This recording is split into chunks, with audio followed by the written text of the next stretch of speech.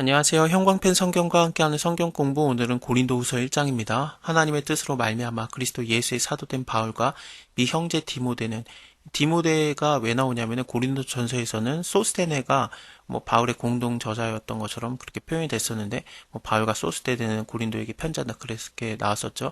근데 여기서는 디모데라고 왜 나오냐면은 고린도 전서 4장에서였죠. 그때 내가 너에게 디모데를 보내서 너희에게 내가 가르친 것들을 다시 가르치게 하고 기억나게 하리라 그랬었고, 후반에서도 내가 너희에게 디모데를 보낼 건데 그가 도착하면 잘해줘라. 그는 나와 함께하는 사역자다. 그런 식으로 표현을 했었어요. 그래서 도착을 했었겠죠. 그리고 사역을 했는데 사역이 아마도 실패한 것 같아요. 그래서 그 고린도 교회 입장에서는 디모데를 굉장히 좀 안 좋게 봤을 것도 있고, 아니면은 어쨌든 목회자로서의 권위가 좀 많이 상실되었던 상태였을 것 같습니다. 그렇기 때문에 바울 입장에서는 디모데의 권위를 다시 올려줘야 될 필요가 있었고, 나는 예수 그리스도의 사도고 그와 또 동일한 라인에서 디모데를 얘기를 하고 있는 거죠. 그래서 고린도에 있는 하나님의 교회와 온 아가야에 있는 성도, 아가야가 어디냐면은요, 고린도 옆에 그 지도 보이시죠? 고린도 위쪽에 그리스라는 글씨 있잖아요. 거기 밑에까지가 아가야 지역이에요. 그리고 위쪽으로 보면은 거기가 마게도냐 지역입니다. 아마도 바울이 마게도냐에서 머물면서 이 편지를 쓴 것 같습니다. 일단은 이게 고린도 전서 다음에 바로 있던 편지는 아니고 고린도 전서랑 후서 사이에 하나의 편지가 더 있었습니다. 7장을 보면 너희를 근심케 했던 편지라고 나오면서 근심의 편지라고 그 신학자들 사이에서는 별명을 붙여서 얘기를 하거든요. 그 편지가 있었어요. 그리고 나서 고린도후서를 또 보내고 있는 겁니다. 서신으로 많이 얘기를 하려고 했었고 들렸던 것 같기도 해요. 내가 너에게 두 번 들렸다 그런 식으로 표현을 하는데, 마게도냐를 가면서 한 번 들리고 또 내려오면서 한 번 들리고 그랬던 것 같습니다. 어쨌든 고린도 교회에게 바울이 많은 신경 쓰고 또 서신도 많이 쓰고 그랬는데, 그렇습니다. 계속 볼게요. 하나님 우리 주 아버지와 예수 그리스도를 쫓아서 은혜와 평강이 있기를 원하노라. 찬송하리로다. 그는 우리 주 예수 그리스도의 하나님이시요 자비의 아버지시요 모든 위로의 하나님이시며. 여기서 위로라는 것을 얘기를 하고 있는데, 내가 위로를 많이 하나님께 받았다. 왜냐하면은 환난 중에 있었기 때문이다. 이렇게 하나님께서 나를 위로한 것처럼 너희 교회도 굉장히 많은 환난 가운데 있지만 하나님께서 너희를 위로하기를 원한다라는 그런 말들로 계속 이어지게 될 겁니다. 우리의 모든 환난 중에서 우리를 위로하사 우리로 하여금 하나님께 받은 위로로서 모든 환난 중에 있는 자들을 능히 위로하시는 이시로다. 그리스도의 고난이 우리에게 넘친 것 같이 우리의 위로도 그리스도로 말미암아 넘치는도다. 하나님만이 우리의 위로자 되시거든요. 너희를 위로하는 자는 나연을 너는 어떠한 자이기에 죽을 사람을 두려워하며 풀같이 될 인자를 두려워하느냐. 어미가 자식을 위로한 같이 내가 너희를 위로할 것이다 라는 말씀들도 이사야서에서 많이 나오는데, 하나님만이 우리의 위로자 되시거든요.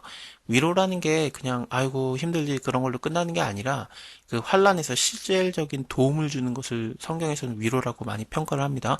사도행전을 보면은 위로자, 큰 위로자, 권위자라고도 나오는데, 권하면서 위로하는 자, 그가 바나바였어요. 바나바는 자기의 밭을 팔아서, 땅을 팔아서 불쌍한 사람들을 나눠주는 걸 실질적으로 도운 사람이었거든요. 그래서 정말로 실질적으로 물질적으로 돕고 그러는 사람을 위로자라고 표현을 해요. 여기서 나오는 위로들은 당연히 하나님께서 주시는 위로들은 실질적인 도움을 얘기하는 겁니다. 우리가 환난을 받는 것도 너희의 위로와 구원을 위함이고, 혹 위로를 받는 것도 너희의 위로를 위함이니, 이 위로가 너희 속에서 역사해서 우리가 받는 것 같이 고난을 너희도 견디게 하느니라. 너희를 위한 우리의 소망이 견고함은 너희가 고난에 참여한 자가 된 것 같이 위로도 그러할 줄을 아미니라. 형제들아, 우리가 아시아에서 당한 환난을 너희가 알지 못하기를 원하지 아니하노니. 사도행전 19장을 보면은 디모데라든지 에라스도라든지 두 사람이 마게도냐로 보내졌거든요. 그리고 이 바울은 혼자 아시아에 얼마 있었는데, 아시아라는 게 트로이라든지 에베소라든지 그런 지역이 다 아시아 지역입니다. 그때쯤에 되어서 이 도로 인해서 적지 않은 소동이 있었다 그러면서 굉장히 많은 혼란들이 일어나는 게 그려지고 그래요.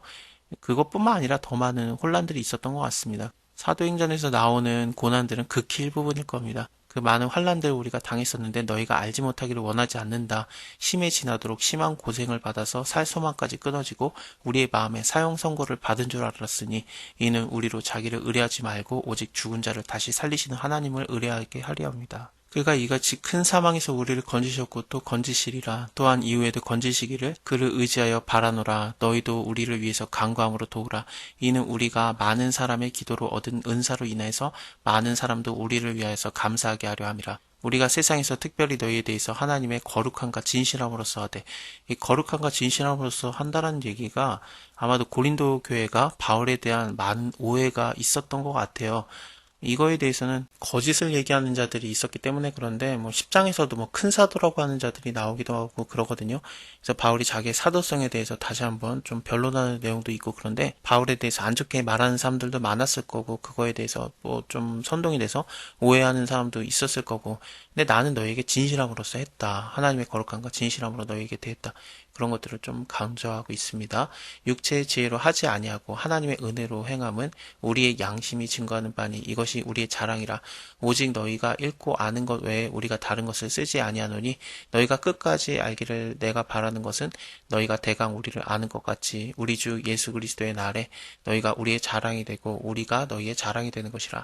내가 이 확신을 가지고 너희에게 2번 은혜를 얻게 하기 위해서 먼저 너희에게 이르렀다가, 그래서 2번 은혜를 얻게 하기 위해서 너희에게 이르렀다라는 게 2번 갔느냐, 너희를 지나서 마게도냐를 갔다가 다시 마게도냐에서 너희에게 가는 거, 이 가는 길에 한 번 들린 거, 또 들렸다가 또 마게도냐로 가는 거, 이렇게 2번 가는 것을 얘기하고 있는 것 같습니다. 너희에게 가서 너희가 보내줌으로 유대로 가기를 경영하였으니. 사도행전 19장을 보면은 이 일이 다 된 후에 바울이 마게도냐와 아가야로 다녀서 예루살렘에 가기를 경영하여 가로되 내가 거기 갔다가 후에 로마도 보아야 하리라라고. 그래서 예루살렘을 가기 전에 이 출발적이 마게도냐였어요. 하지만 마게도냐에만 있었느냐, 고린도에 들렸다가 간 것 같은 게 굉장히 좀 보여지는 거죠. 사도행전을 보면은 수많은 그 동역자들이 같이 가거든요. 근데 그 사람들이 어디서부터 출발을 했느냐, 마게도냐부터 간 거 맞는데 고린도에 있던 사람들이 마게도냐에서 합류해서 갔을 가능성이 굉장히 많아요. 우리가 고린도전서 후반에 봤던 것처럼 많은 연보를 보내는데 그 연보가 모여졌을 때 바울이 자기가 가져가겠다라는 게 아니라 너희 중에 그 추천을 한 명을 해가지고 그 사람이 가져가게 하겠다. 그래서 혹시 뭐 나도 같이 갈 수 있겠지만 그 사람이 가져가게 하겠다 그랬는데 그게 많이 모아진 것 같아요. 그래서 되게 많은 사람들이 함께 갔던 거, 그것이 사도행전 20장에서 명단이 쭉 나오거든요. 이렇게 경영할 때 어찌 경홀히 하였겠느냐, 혹 경영하기를 육체를 쫓아 경영하여서 예 하고 아니라 아니라 하는 일이 있었겠느냐. 하나님은 미쁘시니라. 우리가 너에게 한 말은 예 하고 아니라 함이 없노라. 우리 곧 나와 실로아노가 누구냐면요, 그 바울과 실라가 2차 전도 여행 때 가잖아요. 그 실라를 로마 발음으로 하면은 실로아노가 돼요. 또 디모데도 함께 이렇게 갔던 거죠. 그래서 바울과 실로아노와 또 디모데로 말미암아 너희 가운데 전파된 하나님의 아들 예수 그리스도는 예하고 아니라 함이 되지 아니하였으니 저에게는 예만 되었느니라. 하나님의 약속은 얼마든지 그리스도 안에서 예가 되니, 예가 된다라는 게 그 예스 그거거든요. 그래서 이게 아멘이 되는 거예요. 그런즉 그로 말미암아 우리가 아멘하여서 하나님께 영광을 돌리게 되느니라. 계시록 3장을 보면은 라우디아게아 교회의 사자에게 편지하기를 아멘이시오, 충성되고 참된 증인이시오, 하나님의 창조의 근원이시니가 가라사대, 그러면서 예수님을 아멘이시다라는 것으로 표현을 하기도 그러거든요. 그래서 여기서 아멘이 되었다, 뭐 예가 되었다, 그래서 아니라 함이 없었다. 그러니까 우리가 그냥 경율이 이런 것들을 경영한 게 아니라 하나님의 뜻대로 움직인 거지 다른 의도는 전혀 없다라는 걸 표현하고 있는 것 같습니다. 우리를 너희와 함께 그리스도 안에서 경고케 하시고 우리에게 기름을 부으신 이는 하나님이시니 저가 또한 우리에게 인치시고 보증으로 성령을 우리 마음에 주셨느니라. 내가 내 영혼을 두고 하나님을 불러 증거하게 하노니 다시 고린도에 가지 아니한 것은 너희를 아끼려 함이라. 우리가 너희의 믿음을 주관하려는 것이 아니고 오직 너희의 기쁨을 돕는 자가 되려 함이니 이는 너희가 믿음에 섰음이라. 내가 다시 근심으로 너희에게 나아가지 않기로 스스로 결단하노니. 1장 23절에서도 안 가겠다라고 하잖아요. 내가 다시 고린도에 가지 아니한 것은 너희를 아끼려 함이라. 처음에 들렸을 때는 고린도 교회를 세운 거고, 두 번째 들렸을 때는 아마도 고린도 전서를 발송을 하고, 그 다음에 한 번 들렸던 것 같은데, 마게도냐를 가는 길에 한 번 갔었던 것 같습니다. 근데 그때 들렸을 때, 바울이 했던 사역들이 잘 통하지 않았던 것 같아요. 열심히 했겠지만, 하지만 그게 좀 짧은 시간이었을 가능성이 있고, 또 고린도 교회 안에 거짓 선지자, 뭐 큰 사도라고 하는 사람들이 있거든요. 11장 12장의 내용입니다.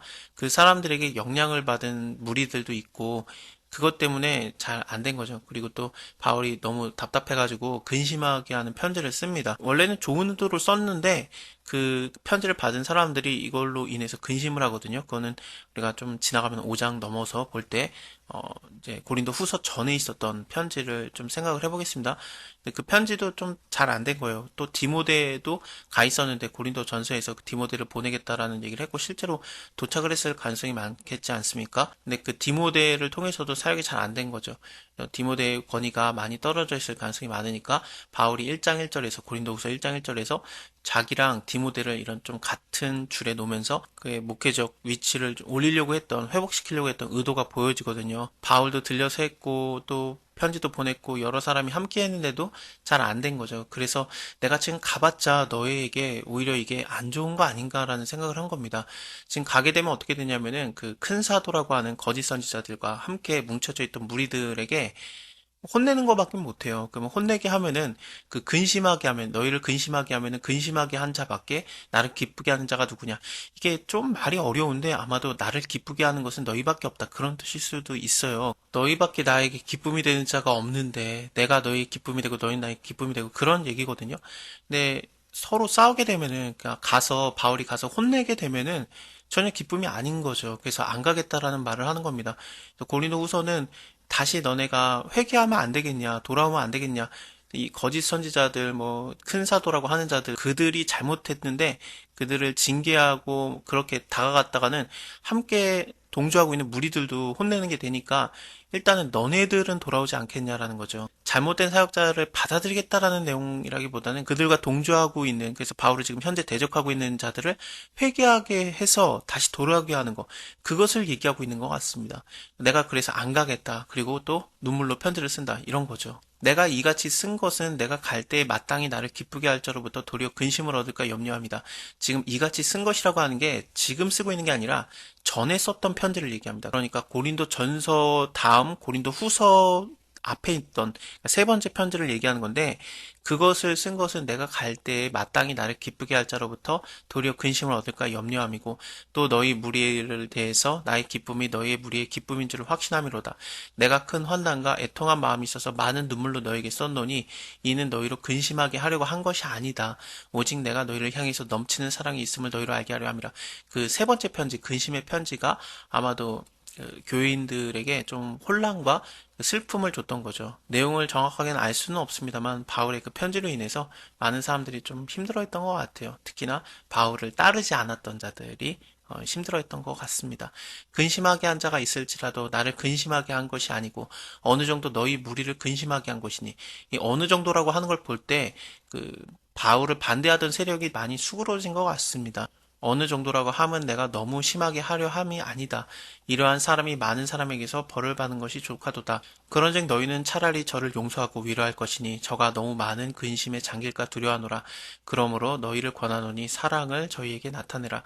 바울을 반대했던 세력을 다시 받아줘라. 그런 거겠죠. 그래서 그들이 회개하고 돌아오면 너희가 받아주고 함께 연합이 되면은 이게 교회가 잘 되는 건데, 근데 내가 가가지고 반대파들을 밀어내고 숙청하고 그러면은 그것은 오히려 교회에게 덕이 안 됐다. 그러니까 내가 안 가겠다.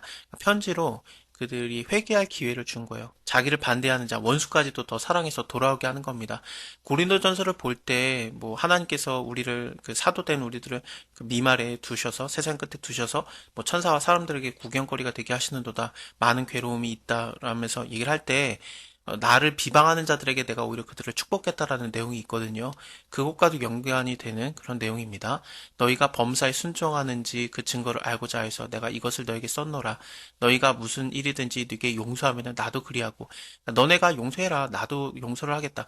사실은 이 말의 그 기본이 되는 게 뭐냐면은 내가 먼저 용서를 했으니까 너희도 용서를 해야 된다 그 말입니다. 내가 만일에 용서한 일이 있으면은 용서한 그것은 너희를 위해서 그리스도 앞에서 한 것이다. 그러니까 먼저 그리스도 앞에서 내가 용서했으니까 너희도 그들을 용서해 주지 않겠냐, 받아들이지 않겠냐. 이는 우리로 사단에게 속지 않게 하려 함이라. 우리가 그 계계를 알지 못하는 바가 아니로다. 사단의 계계가 뭡니까? 고린도 교회에게는 특히나 그 분열을 시키려고 하는 거였거든요. 그래서 바울파, 게바파, 아볼로파, 그리스도파 이렇게 나눠져 있는 것을 하나가 되게 하려고 되게 노력을 했잖아요. 고린도 전서에서. 그래서 사랑이 없으면 우리는 꽹과리가 되고 같이 모이게 하려고 하는 그래서 너희가 각각 지체로 하나가 되온 거 아니냐. 뭐 다 눈이겠느냐, 다 입이겠느냐, 다 발이겠느냐, 그러면서 서로 그 사역이 다르지만 하나로 우리가 합쳐져야 된다. 그것을 강조했었는데, 이 사단의 괴계, 그 고린도 교회에게 향한 것은 나눠지게 하려고 하는 거였거든요. 그러지 말자. 우리가 그거 알지 않느냐. 우리가 하나 되고 용서를 해주자. 그런 거죠. 내가 그리스도의 복음을 위해서 드로아의 이름에, 이 드로아라는 게 트로이예요. 이 트로이 지역에 이르렀을 때 하나님께서 문을 연 거죠. 그래서 이 복음의 전함을 하게 됐었는데 디도를 만나지를 못한 거예요. 디도를 만나기로 했던 것 같아요. 트로이에서. 근데 못 만나니까 마음이 편치를 않아요. 여기 트로이에서 더 전도를 해야 되겠는데 그래서 저희와 작별을 하고 다시 마게도냐로 오거든요. 마게도냐로 왔다라는 거는 데살로니가 옆에 지역, 그 지역이 마게도냐입니다. 그리스라는 글자 보이죠? 그 위쪽 지역인데 거기로 온 거예요. 거기서 쭉 밑으로 내려오면은 그게 고린도거든요. 고린도에 다시 가지 않기로 방문하지 않기로 마음을 먹었기 때문에 그것을 마음먹는 게 쉽지는 않았던 것 같아요. 여기서 내가 너에게 안 가기로 결단하였다라는 말이 이 단어 자체가 굉장히 강한 말이에요. 그래서 어쩔 수 없이 못 가는 상황을 얘기하는데 근데 마게도냐까지는 갔어요. 고린도 교회 사람들이 걱정이 되기 때문에도 그렇고 혹시 디도가 뭔가 잘못됐나 해서 걱정해서 갔을 가능성도 있습니다.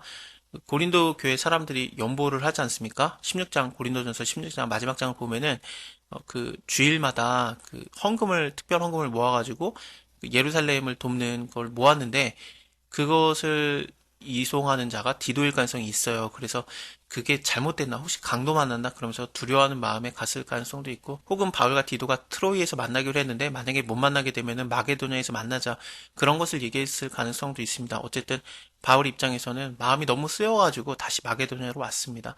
항상 우리를 그리스도 안에서 이기게 하시고, 우리로 말미암아 각처에서 그리스도를 아는 냄새를 나게 하신 하나님께 감사하노라. 이게 뭐냐면은, 이기게 한다라는 게 그 로마의 장군이 이기고 오면은 그 개선 행진을 하잖아요. 개선 장군이 돼서 그 행렬을 하는 게 이기다라는 뜻이고요. 이 냄새를 나게 하셨다라는 건 뭐냐면은 그 개선 행렬이 올 때 옆에서 향기가 나는 냄새를 나게 합니다. 이 행군 자체에서 향기로운 냄새가 계속 풍기거든요. 그래서 이기는 거, 그 예수님이 이기고 오시는 개선 장군이 되는 거고 우리는 옆에서 같이 따라가는 그 병사들처럼 보이는 거죠. 그리고 또 향기가 막 품어져 나오는 거예요. 이긴 그 길에. 그러니까 하나님께서 우리를 다 이기게 하시니까 걱정하지 말라. 그런 표현입니다. 우리는 구원을 얻은 자에게나 망하는 자들에게나 하나님 앞에서 그리스도의 향기다. 여기서 나오는 향기는 위에서 나왔던 그 개선 장군이 지나갈 때 행렬의 냄새랑은 좀 달라요. 이 향기라는 것은 그 번제를 드리거나 뭐 제물을 드릴 때 드려지는 그 향기 있잖아요. 그 불태워서 드리는 향기. 그 향기를 얘기합니다. 그래서 우리는 그리스도의 향기다. 그렇죠. 제물로 드려지는 거니까 이 제물의 죽음으로 이르는 향기잖아요. 그러니까 어떤 사람에게는 이 사망으로 쫓아나는 사망에 이르는 냄새고, 근데 이것은 하나님께 드려지는 향기, 제물이 되니까 이것은 어떤 사람에게는 생명을 쫓아 생명에 이르는 냄새가 되는 겁니다. 누가 이것을 감당하리요? 우리는 수다한 사람과 같이 하나님의 말씀을 혼잡케 하지 아니하고 곧 순전함으로 하나님께 받은 것 같이 하나님 앞에서와 그리스도 안에서 말하노라. 우리가 다시 자천하기를 시작하겠느냐? 이 자천하다라는 게 자신을 추천하기를 시작하겠느냐라는 뜻이기도 하거든요. 지금 바울이 남에게 뭐 추천을 다시 받아야 될 필요가 있겠습니까? 고린도 교회 자체가 이 바울을 증거하는 추천서가 되겠죠. 그래서 우리가 어찌 어떤 사람처럼 청거서를 너에게 붙이거나 혹 너희에게 맡길 필요가 있겠느냐? 너희가 우리의 편지 아니냐? 우리의 마음에 썼고 무사람이 알고 있는 바라. 그래서 너희를 읽고 있는데 그래서 너희를 통해서 사람들이 우리의 했던 일들, 바울이 했던 일이라든지 아니면 디모데가 했던 일들이 밝게 보여지는 건데 그 했던 일들은 예수 그리스도에 대해서 전한 거거든요. 그래서 그리스도의 향기로서 드러나는 것들에 대해서 얘기를 했었고요. 이 향기라는 게 이거는 좀 개선장군의 그런 향수랑은 다른 하나님께 드려지는 제물이고 그랬었습니다. 그래서 어떤 사람에게는 생명을 쫓아서 생명이 이르는 냄새고 어떤 사람에게는 사망을 쫓아 사망이 이르는 냄새고 그렇게 보였거든요. 네, 너희는 어떠냐? 너희는 바로 그리스도의 향기다라는 거죠. 일단은 그리스도의 향기이고 또한 그리스도의 편지이고 그런 것입니다. 이는 먹으로 쓴 것이 아니고 오직 살아계신 하나님의 영으로 한 것이며 또 돌비에 쓴 것, 그 돌판에 쓴 게 아니고 오직 육의 신비 마음에 쓴 것이다. 우리가 그리스도로 말미암아 하나님을 향하여 이같이 확신이 있으니 우리가 무슨 일이 있든지 우리에게서 난 것 같이 생각하여서 스스로 만족할 것이 아니니 우리의 만족은 오직 하나님께로 났느니라. 저가 또 우리로 새 언약의 일꾼이 되기에 만족하셨으니 의문으로 하지 아니하고 의문이라는 것은 율법 같은 것을 생각하면 됩니다. 율법 중에서도 좀 경고성 율법 그것도 포함이 되거든요. 그래서 너가 이거 안 하면은 잘못된다. 이것을 해라. 뭐 그런 강조되는 구절들 있잖아요. 좀 더 포괄적인 의미로 그냥 율법을 얘기하기도 하고 그렇습니다. 이런 율법으로 한 게 아니고 오직 영으로 함이니 의무는 죽이는 것이요. 뭐 안 하면은 너가 잘못됐다 그런 거니까 의무는 죽이는 것이고 영은 살리는 것입니다. 돌에 써서 새긴 죽게 하는 의문의 직분도 이것은 당연히 십계명을 얘기하는 거겠죠. 이건 돌판에 쓰여져 있던 거고 또 살인하지 말지라 뭐 간음하지 말지라 거짓 증거하지 말지라 해서 돌에 써서 새긴 죽게 하는 의문의 직분도 영광이 있어서 이스라엘 자손이 모세의 얼굴에 없어질 영광을 인해서 그 얼굴을 주목하지 못하였거든. 그 출애굽기 34장에서 모세가 증거판 갖고 내려올 때 시내산에서 내려올 때 사람들이 모세의 얼굴에 있는 광채를 보고 굉장히 좀 두려워하고 그렇습니다. 모세는 자기가 몰랐었어요. 이런 광채가 나고 있는지. 하지만 아론과 온 이스라엘이 모세를 볼 때 모세 얼굴에 막 그 광채가 나니까 그에게 가까이 가기를 두려워하고 수건으로 갖다 그 얼굴을 가리거든요. 그것을 가리고 내려올 수 있었는데 또 하나님의 말씀을 이제 이스라엘 자손들에게 가리키고 그랬죠. 이스라엘 자손이 모세의 얼굴에 광채가 있는 것을 보는 거로 모세가 여호와께 말씀을 들으러 가기까지 다시 수건을 그 얼굴에 가리었더라.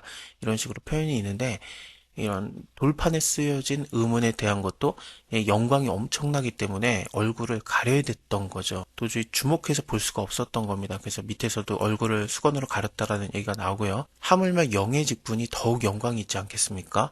정죄의 직분도 영광이 있은즉 의의 직분은 영광이 더욱 넘치리라.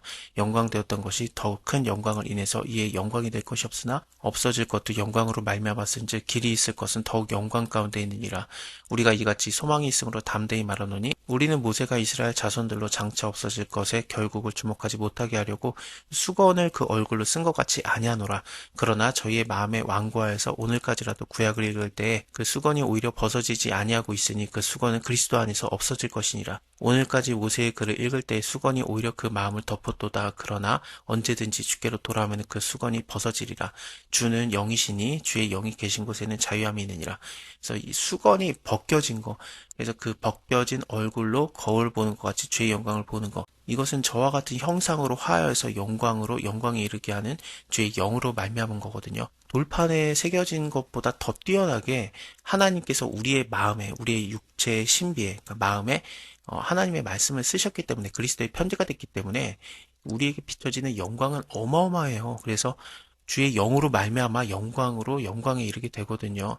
예수님께서 죽고 부활하신 다음에 그 수건이 무덤에 개켜져 있지 않습니까? 그래서 수건을 원래 죽으면은 가리우는데 얼굴을 가리우는데 그것을 벗겨져 놓은 거 그것도 굉장히 연상되고 또 뭐가 생각이 나냐면요. 죽은 나사로를 예수님께서 살아나오게 할 때 그 얼굴에 수건을 풀르게 하세요. 그래서 수건을 두르고 있다, 얼굴에 싸고 있다라는 것은 일종의 죽은 거와 같은 그런 느낌? 그러니까 죽게 하는 의문 그런 것들이 느껴지고 그 수건이 벗겨졌다라는 것은 나사로도 죽었다 살아났대 그 얼굴에 수건을 벗게 하시고 예수님께서도 죽었다 살아나셔서 완전히 부활하셨을 때 그 수건이 그냥 무덤에 그냥 개켜져 있던 것처럼 수건이 벗겨진다라는 것은 우리로 하여금 다시 살아나게 하는 거, 부활에 관련된 거 그런 것들을 연상시키는 그런 구절이 나오고 있는 겁니다. 그래서 고린도후서 3장을 깊게 보고자 하면은 정말 어마어마하게 재밌습니다. 고린도후서 4장입니다. 저번 시간에 뭐 영광에 이르는 거 이건 또 뭐고 형상과 같이 화한다라든지 영광을 봤다라든지 이게 도대체 뭔가 4장에서 이 얘기를 이어가거든요. 여기서 형상에 대한 것도 얘기가 나오고 영광의 복음이라는 것도 나오고요. 3장에서 좀 더 알았으면 좋겠던 것들을 이어가고 있습니다. 이러므로 우리가 이 직분을 받아서 긍휼하심을 입은 대로 낙심하지 아니하고 이에 숨은 부끄러움의 일을 버리고 괴울 가운데 행하지 아니하며 하나님의 말씀을 혼잡게 아니하고 오직 진리를 나타내므로 하나님 앞에서 각 사람의 양심에 대해서 스스로 청구하노라.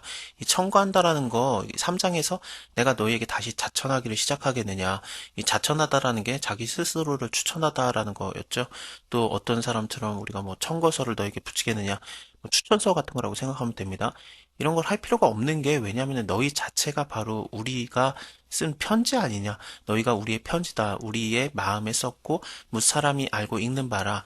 너희는 그리스도의 편지다. 먹으로 쓴 게 아니고 오직 살아계신 하나님의 영으로 한 것이다. 돌비에 쓴 것도 아니고 그 육의 신비 마음에 쓴 것이다 하면서 바울의 사역들, 그 그리스도를 전하는 복음의 사역들이 너희에게 다 새겨진 건데 우리가 내 스스로를 다시 추천할 필요가 있겠느냐. 너희 모습 자체가 내 사역을 드러내는 거고 그 사역은 또 예수 그리스도의 복음을 드러내는 거였거든요. 그 얘기를 이어가고 있는 겁니다. 만일에 우리의 복음이 가려졌다라는 거면은 망하는 자들에게 가린 것이다. 그 중에 이 세상 신이 믿지 아니하는 자들의 마음을 혼미하여서 그리스도의 영광의 복음의 광채가 비추지 못하게 함이니 그리스도는 하나님의 형상이라. 우리가 우리를 전파하는 것이 아니라 오직 그리스도 예수의 주되신 것과 또 예수를 위해서 우리가 너희의 종된 것을 전파함이라. 어두운 데서 빛이 비추리라 하시던 그 하나님께서, 이거는 창세기 1장 3절이죠. 빛이 있으라 라면서 빛을 비추게 하시던 하나님께서 예수 그리스도의 얼굴에 있는 하나님의 영광을 아는 빛을 우리에게 비추셨다.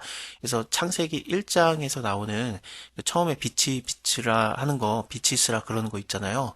그게 해와 달과 별이 아니에요. 그거는 넷째 날이 만들어지거든요. 그래서 첫째 날에 하나님께서 만드신 빛은 이 구절을 통해서 볼 때 하나님께서 예수 그리스도의 얼굴에 있게 하는 그 하나님의 영광을 아는 빛일 가능성이 굉장히 많습니다. 결국에는 예수님과 관련된 어떤 빛이죠. 물론 첫째 날에 예수님을 만들었다는 게 아니라 예수님은 창조자입니다. 창조가 된 피조물이 아닙니다. 어쨌든 그 영광의 빛이에요. 그거라고 생각하면 될 것 같아요. 우리가 이 보배의 질그릇을 가졌으니 이는 능력의 힘이 큰 것이 하나님에게 있고 우리에게 있지 아니함을 알게 하려 함이라. 어떤 느낌이 드십니까? 빛이 있다든지 아니면 어두움이라든지 또 보배를 질그릇에 가졌다는 거. 이 보배라는 거는 당연히 예수 그리스도의 얼굴에 있는 하나님의 영광을 아는 빛이거든요. 우리가 바로 질그릇이 되고 그 보배, 그 빛을 우리에게 두는 거거든요. 이거는 기도원의 300용사가 굉장히 떠올라요. 미디안이 공격했을 때 기드온을 하나님께서 부르지 않습니까? 싸우게 할 때 300용사만 부르게 하셨어요. 그래서 이걸로 갖다 어떻게 싸울까 그렇게 두려워하고 있었고, 그래도 하나님께서는 기드온이 믿음이 떨어질 것을 생각하셔가지고 너네가 몰래 가가지고 사람들이 얘기하는 걸 들으면은 네가 다시 용기가 생길 것이다.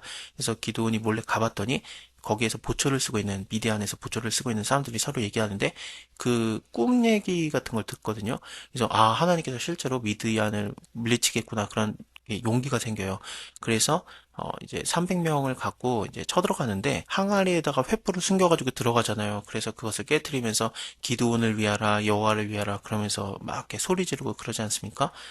그거가 굉장히 연상이 돼요. 그래서 우리가 이 질그릇이 깨지게 되면, 여기서 깨진다는 얘기는 딱히 없어요. 하지만 기드온의 300용사 얘기가 안 떠오를 수가 없거든요. 그래서 우리의 이런 질그릇 같은 건 몸이 깨지면은 우리 안에 있는 보배, 예수 그리스도의 얼굴에 있는 하나님의 영광을 아는 빛이 밝히 드러나지 않겠습니까?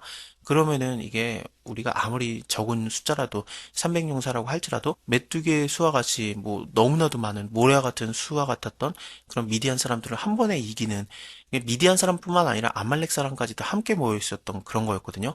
그들을 다 이길 수 있는 그 하나님의 이김이 나오는 거죠. 우리가 사방으로 우겨쌈을 당해도 쌓이지 아니하고 답답한 일을 당해도 낙담하지 아니하며 핍박을 받아도 버림받지 아니하며 거꾸로뜨림을 당하지 아니하고 망하지도 아니하는 거. 왜 이게 가능하느냐? 미디안 사람, 아말렉 사람, 동방의 모든 사람이 골짜기에 누웠는데 메뚜기같이 중다한 같고 그 약대의 무사함이 해변의 모래같이 많아도 300명 갖다가 얼마든지 하나님께서 이기게 했었는데, 그 질그릇과 그냥 횃불로, 그 항아리 안에 감춰진 횃불로 이기게 했었는데, 내 몸 안에 숨겨져 있는 그 빛은 그냥 횃불이 아니라 예수 그리스도의 얼굴에 있는 하나님의 영광을 하는 빛이에요. 이 빛은 하나님께서 어두운 데서 빛이 있으라라고 하면서 빛을 비췄던 그 하나님께서 하신 그 빛입니다. 그러니까 어마어마한 거죠. 왜 승리가 없겠습니까? 그래서 다시 3장을 가보면은 이것은 2장까지 올라가야 됩니다. 사실은 2장까지 올라가면은 이 개선 장군처럼 우리가 승리하면서 들어갈 수 있게 되는 거예요. 항상 우리를 이기게 하시고 우리로 말미암아 각처에서 그리스도를 아는 냄새를 나타내신 하나님께 감사하노라. 이기게 한다라는 것은 그 개선 장군이 행진에 들어가는 거, 그리고 냄새라는 거는 그 옆에 풍겨지는 향기 같은 거였거든요. 이 승리가 그냥 우리에게 허락이 되는 겁니다. 우리가 항상 예수를 죽인 것을 몸에 짊어짐은 예수의 생명도 우리의 몸에 나타나게 하려 함이라. 우리 산자가 항상 예수를 위해서 죽음에 넘기움은 예수의 생명이 또한 우리를 죽은 육체에 나타내게 하려 함이라. 그런즉 사망은 우리 안에서 역사하고 생명은 너희 안에서 있느니라. 그러니까 예수 그리스도의 죽은 모습이 어떻게 우리에게 생명이 되느냐? 왜냐하면 이건 받아들인 사람은 그렇게 받아들이기 때문에 그렇습니다. 다시 이 장으로 와서 보겠습니다. 여기 밑에서 우리는 구원을 얻은 자에게나 망하는 자에게나 하나님 앞에서 그리스도의 향기니 이 사람에게는 사망을 쫓아 사망에 이르는 냄새고 저 사람에게는 생명을 쫓아 생명에 이르는 냄새다. 누가 이것을 감당하겠느냐? 여기서 나오는 그리스도의 향기라는 것은 위에서 나오는 향수가 아니라 제물이 바쳐질 때 드려지는 그 연기를 얘기하거든요. 그래서 이게 어떻게 생명이겠느냐? 죽음이지. 그러면서 그냥 사망으로 보는 사람이 있고 사망의 냄새로 보는 사람이 있고 아니다. 저것은 하나님께 드려지는 제물이다. 그렇게 받아들이는 사람도 있는 거죠. 그렇게 되면 그것은 생명을 쫓아 생명에 이르는 냄새예요. 이것을 우리가 감당하면 되는 겁니다. 우리가 그렇다고 다 죽으라는 얘기가 아니라 예수 그리스도께서 이것을 하셨기 때문에 예수 그리스도의 삶을 닮은 우리가 이 향기가 품어져 나온다는 얘기입니다. 예수님께서 완전한 희생을 치르셨잖아요. 그래서 예수의 죽음을 우리의 몸에 짊어지는 거예요. 그래서 예수의 생명이 우리의 몸에 나타나는 겁니다. 왜냐하면 생명을 쫓아 생명에 이르니까 기록된 바 내가 믿고 말하였도다 한 것 같이 우리가 같은 믿음의 마음을 가졌으니 우리도 믿는 거로 또한 말하노라. 주 예수를 다시 살리시니가 예수와 함께 우리도 다시 살리사 너희와 함께 그 앞에 서게 하실 줄 아노니 모든 것을 너희를 위해서 하는 것은 은혜가 많은 사람의 감사함으로 말미암아 더하여 넘쳐서 하나님께 영광을 돌리게 하려 함이라. 그러므로 우리가 낙심하지 아니하노니 겉사람은 후패하나 우리의 속사람은 날로 새롭도다. 우리의 잠시 받는 환난에 경한 것은 지극히 크고 영원한 영광에 중한 것을 우리에게 이루게 하려 함이니 우리의 돌아보는 것은 보이는 것이 아니고 보이지 않는 것이니 보이는 것은 잠깐이고 보이지 않는 것은 영원함이니라. 만일 땅에 있는 우리의 장막집이 무너지면 하나님께서 지으신 집, 곧 손으로 지으지 아니하신 장막, 이게 도대체 뭐겠습니까? 하늘로부터 내려오는 처소라고도 나오고 이것을 우리에게 덧입힌다라고도 돼 있거든요. 이 장막이 우리에게 입어져서 벗은 자들이 발견되지 않게 하려 함이라. 이것은 성령 하나님께서 우리에게 임하셔서 우리가 하나님의 성전 되는 것을 얘기합니다. 그렇습니다. 성전은 건물의 형태라든지 그런 손으로 지은 게 아니에요. 하늘에서 내려오는 것이 돼야 되지 않겠습니까? 예수님께서도 말씀하신 것이 일단은 예수님이 말한 거를 사람들이 고수한 내용이긴 한데 마가복음 14장에서 우리가 예수의 말을 들어봤더니 그의 말을 들어봤더니 손으로 지은 이 성전 내가 헐고 손으로 짓지 아니한 다른 성전을 사흘에 지으리라라고 하더이다라고 고소를 하는데 예수님이 말했던 것을 얘기한 겁니다. 실제로 예수님은 저 성전 헐어버려라 내가 사흘 만에 이렇게 세우리라라고 요한복음 2장에서도 얘기를 하십니다. 그런 걸 통해서 볼 때 손으로 지어지는 게 하나님의 성전이 아니에요. 물론 모세의 장막은 하나님께서 시키는 대로 지어져 사람의 손이 올리압이라든지 부사렐이 짓죠. 네, 그거는 뭐 장막 형태 일단은 하나님이 거기에 거하실 수가 없어요. 물론 임재의 상징으로 내가 거의 함께하고 있다는 상징으로 빽빽한 구름이 그곳에 있었고 또 너무 영광이 가득했기 때문에 출애굽기 40장을 보면은 모세가 그 만들어진 성막 안에 들어가지도 못하고 그랬었거든요. 하지만 다윗이 하나님의 성전을 지으려고 했을 때 하나님이 말씀하셨던 게 뭡니까? 나단 선지자를 통해서 말하셨던 게 네가 어떻게 나를 위해서 집을 짓겠느냐. 하늘은 나의 보좌고 땅은 나의 발등상인데 나는 사람의 손으로 지은 것에 있을 수가 없다라는 식으로 표현을 하셨거든요. 물론 거기에 영광으로 거하셔서 이렇게 하나님 만나주시고 그런 것들을 해주시고 했지만 또 말씀도 하시고 그랬지만 어쨌든 뭐 성전이라는 거 사람의 손으로 지은 것이 하나님을 다 모시기에는 턱없이 부족합니다. 이게 너무 물리적인 게 아니라 작다 크다 그 사이즈를 얘기하는 게 아니라 하나님은 너무나도 대단한 분이라서 모실 수 있는 게 없죠. 하지만 하나님께서는 우리에게 임하셨어요. 그래서 내가 하나님을 모시면은 구원이나 하늘나라 아니겠습니까? 우리가 여기에 있어서 탄식하며 하늘로부터 오는 처소를 덧입기를 간절히 사모하노니 이렇게 입은 것은 벗은 것을 발견되지 않게 하려 함이라. 이 장막에 있는 우리의 짐진 것 같이 탄식하는 것은 벗어버리고자 함이 아니고 오직 덧입고자 함이니 죽을 것이 생명에게 삼킨 바 되게 하려 함이라. 곧 이것을 우리에게 이루게 하시고 보증으로 성령을 우리에게 주신 이는 하나님이시라. 그래서 성령이 우리에게 임하시면은 그 하늘로부터 오는 처소를 우리가 덧입은 겁니다. 그러니까 우리가 바로 성전이 되는 거죠. 이러므로 우리가 항상 담대하여 몸에 거할 때에는 주와 따로 거하는 줄을 아노니 이는 우리가 믿음으로 행하고 보는 것으로 하지 아니함이라. 우리가 담대하여 원하는 바는 차라리 몸을 떠나서 주와 함께 거하는 그것이라. 그런즉 우리는 거하든지 떠나든지 주를 기쁘게 하는 자가 되기를 힘쓰노라. 이는 우리가 다 반드시 그리스도의 심판대 앞에 드러나 각각 선악간에 그 몸에 행한 것을 따라 받으려 하려 함이라. 뭐 시편에서도 주여 인자함도 주께 속하였사오니 주께서 각 사람의 행한 대로 갚으심입니다라는 말이 있거든요. 근데 뭐 성경에서 말하는 것이 네가 이거 했으니까 저거대로 된다라는 그런 인광보 같은 것도 아니고 불교적인 게 아니잖아요. 우리가 구원받는 것 자체도 내가 뭘 했기 때문이 아니라 예수 그리스도께서 우리를 위해서 사랑을 퍼부으셨기 때문에, 그래서 십자가에 죽으시고 부활하셨기 때문에 그것이 우리를 구원하게 하는 그 소망이고 유일한 길이고 생명이지 않습니까? 그래서 행한 대로 갖게 된다. 이게 무엇이냐면요. 성령을 받은 사람들이 성령을 따라서 순종하는가, 순종하지 않는가지 율법적인 것을 얘기하는 건 아닙니다. 그래서 이 밑에서도 너네가 뭘 해라라는 것보다는 너희가 어떤 자가 되라라는 걸로 얘기를 해요. 그래서 새로운 피조물로 태어나는 거, 약간 그런 것들을 더 강조하죠. 그리고 또 화목하게 하는 것들도 얘기를 하는데 이것을 직책이라고 말하거든요. 화목하게 하는 직책.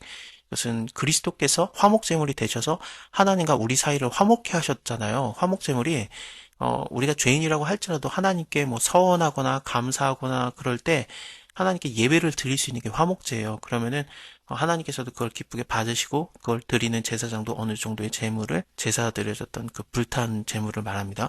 그것을 좀 먹을 수 있고 심지어 그 예배를 드리러 온 사람도 그 제물을 내놓은 사람, 그 사람도 같이 먹을 수 있는 되게 독특한 제도가 화목제예요.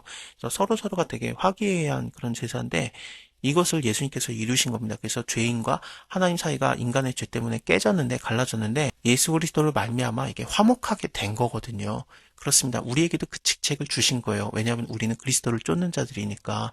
그래서 너가 뭘 해라 그런 것들이 아니라 해라 안 해라 그런 것들은 우리가 그 3장이었나요? 3장에서 봤었죠. 그래서 그 의문으로 따라가는 그런 거, 의문의 직분이라고 나오면서 이것도 영광스럽다. 물론 뭐 돌에 써서 새겨진 것들, 뭐 살인하지 말라, 간음하지 말라, 뭐 거짓 증거하지 말라 그런 율법들이죠. 그것도 모세가 받을 때 이게 의문의 직분 자체도 워낙에 영광스럽기 때문에 너무 빛이 나니까 수건으로 가려야 될 만하지 않았었습니까? 근데 예수 그리스도를 통해서는 이 수건이 벗어진다고 하는데 영광이 더 작기 때문에 그런 게 절대 아니고 훨씬 더 영광스러워요. 없어질 것도 영광으로 말미암았은즉 길이 있을 것은 더욱 영광 가운데 있으리라. 그러면서 예수 그리스도의 얼굴에 있는 영광을 얘기하는 거였습니다. 이 말씀이 어디에 쓰여져 있냐면은 이게 육의 신비 마음에 쓰여졌고 예수 그리스도의 편지가 되는 거였어요. 우리 자체가 좀 쉽게 설명을 드리면은 예수 그리스도의 죽음과 부활, 그 영광, 왜 우리를 위해서 죽으셨고 왜 다시 살아났는가? 우리를 구원하기 위한 것이다. 그 영광스러움이 너무나도 밝게 빛나가지고 그 하나님께서 예수 그리스도의 얼굴에 있는 하나님의 영광을 아는 빛을 우리 마음에 비추셨고 그 빛이 있는 거거든요. 그렇습니다. 얼마나 영광스럽고 빛나는 건지 몰라요. 그것이 바로 주의 영으로 말미암는 영광으로 영광에 이르는 것입니다. 자, 다시 5장 이어서 보면요. 우리가 주의 두려우심을 알므로 사람을 권하노니 우리가 하나님 앞에서 알리워졌고 또 너희의 양심도 알리워졌기를 바라노라. 우리가 다시 너희에게 자천하는 것이 아니고 오직 우리를 인하여 자랑할 기회를 너희에게 주어 마음으로 하지 아니하고 외모로 자랑하는 자들에게 대하게 하려 하는 것이다. 우리가 만일에 미쳤어도 하나님을 위한 것이고 만일에 정신이 온전해도 너희를 위한 것이니 그리스도의 사랑이 우리를 강건하시는도다. 우리가 생각건대 한 사람이 모든 사람을 대신하여서 죽었은즉 모든 사람이 죽은 것이다. 이 우리를 강건하시는도다라는 것은 혹은 우리를 이끈다라고 하면서 하나님의 사랑이 우리를 어디로 이끌어 가시느냐? 이것은 그리스도의 죽음과 부활로 우리를 이끌어 가시는 겁니다. 예수 그리스도께서 우리를 위해서 죽고 부활하심으로써 그 한 사람의 죽음이 모든 사람의 죽음으로 이게 영향력을 발휘하게 하셨거든요. 저가 모든 사람을 대신하여 죽으심은 산자들로 하여금 다시는 저희의 자신을 위해서 살지 아니하고 오직 저희를 대신하여 죽었다가 다시 사신 자를 위해서 살게 하려 하는 것이다. 그래서 이제는 우리를 위해서 죽으시고 살아나신 예수 그리스도를 쫓아가서 예수 그리스도를 위해서 사는 믿음으로 살게 하는 거죠. 그러므로 우리가 이제부터는 아무 사람도 육체대로 알지 아니하노라. 비록 우리가 그리스도도 육체대로 알았으나 이제부터는 이같이 알지 아니하노라. 그런즉 누구든지 그리스도 안에 있으면 새로운 피조물이라. 이전 것은 지나갔으니 보라 새 것이 되었도다. 모든 것이 하나님께로부터 났나니 저가 그리스도로 말미암아 우리를 자기와 화목하게 하시고 또 우리에게 화목하게 하는 직책을 주셨으니 이는 하나님께서 그리스도 안에 계시사 세상을 자기와 화목하게 하시며 저희의 죄를 저에게 돌리지 아니하시고 화목하게 하시는 말씀을 우리에게 부탁하셨느니라. 이러므로 우리가 그리스도를 대신하여 사신이 되어 그 메신저가 되는 거죠. 그래서 하나님 말씀을 전하는 거, 하나님과 우리 사이가 화목하게 되었다라는 거, 예수 그리스도의 죽음으로 말미암아 이게 이루어졌다는 것을 전하는 그리스도의 편지, 그리스도의 향기가 되는 겁니다. 하나님이 우리로 너희를 권면하는 것 같이 그리스도를 대신하여서 간구하노니 너희는 하나님과 화목하라. 먼저는 우리가 하나님과 화목하고 또 그리스도의 편지가 되어서 너희도 이렇게 하나님과 화목하게 될 수 있다. 예수 그리스도로 인해서 가능하다. 이것을 전하는 편지들이 되는 겁니다. 사신들이 되는 겁니다. 하나님이 죄를 알지도 못하신 자로 우리를 대신하여서 죄를 삼으신 것은 우리로 하여금 저희 안에서 하나님의 의가 되려 하게 하려 하심이라. 저번 시간에 화목하게 하는 직책에 대해서 얘기가 나왔었는데 오늘도 그것을 이어가면서 우리가 이 직책을 회방받지 않게 하려고라고 나오고 있죠. 이거에 대해서 이어서 보겠습니다. 우리가 하나님과 함께 일하는 자로서 너희를 권하노니 하나님의 은혜를 헛되이 받지 말아라. 가라사대 내가 은혜를 베풀 때 너를 듣고 구원의 날에 너를 도왔다 하셨으니 보라 지금은 은혜 받을 만한 때고 보라 지금은 구원의 날이로다. 이것은 이사야서 49장의 말씀이 인용된 건데요. 여호와께서 또 가라사대 은혜의 때에 내가 너에게 응답하였고 구원의 날에 내가 너를 도왔도다. 내가 장차 너를 보호하여 너로 백성의 언약을 삼으며 나라를 일으켜 그들로 그 황무했던 땅을 기업으로 상속케 하리라 라고 돼 있거든요. 그것이 인용이 되고 있습니다. 예수님을 통해서 회복이 되는 때를 말하겠죠. 이것은 화목제랑 계속 이어서 보면은 하나님과 우리 사이가 다시 회복하게 하는 그때를 말하거든요.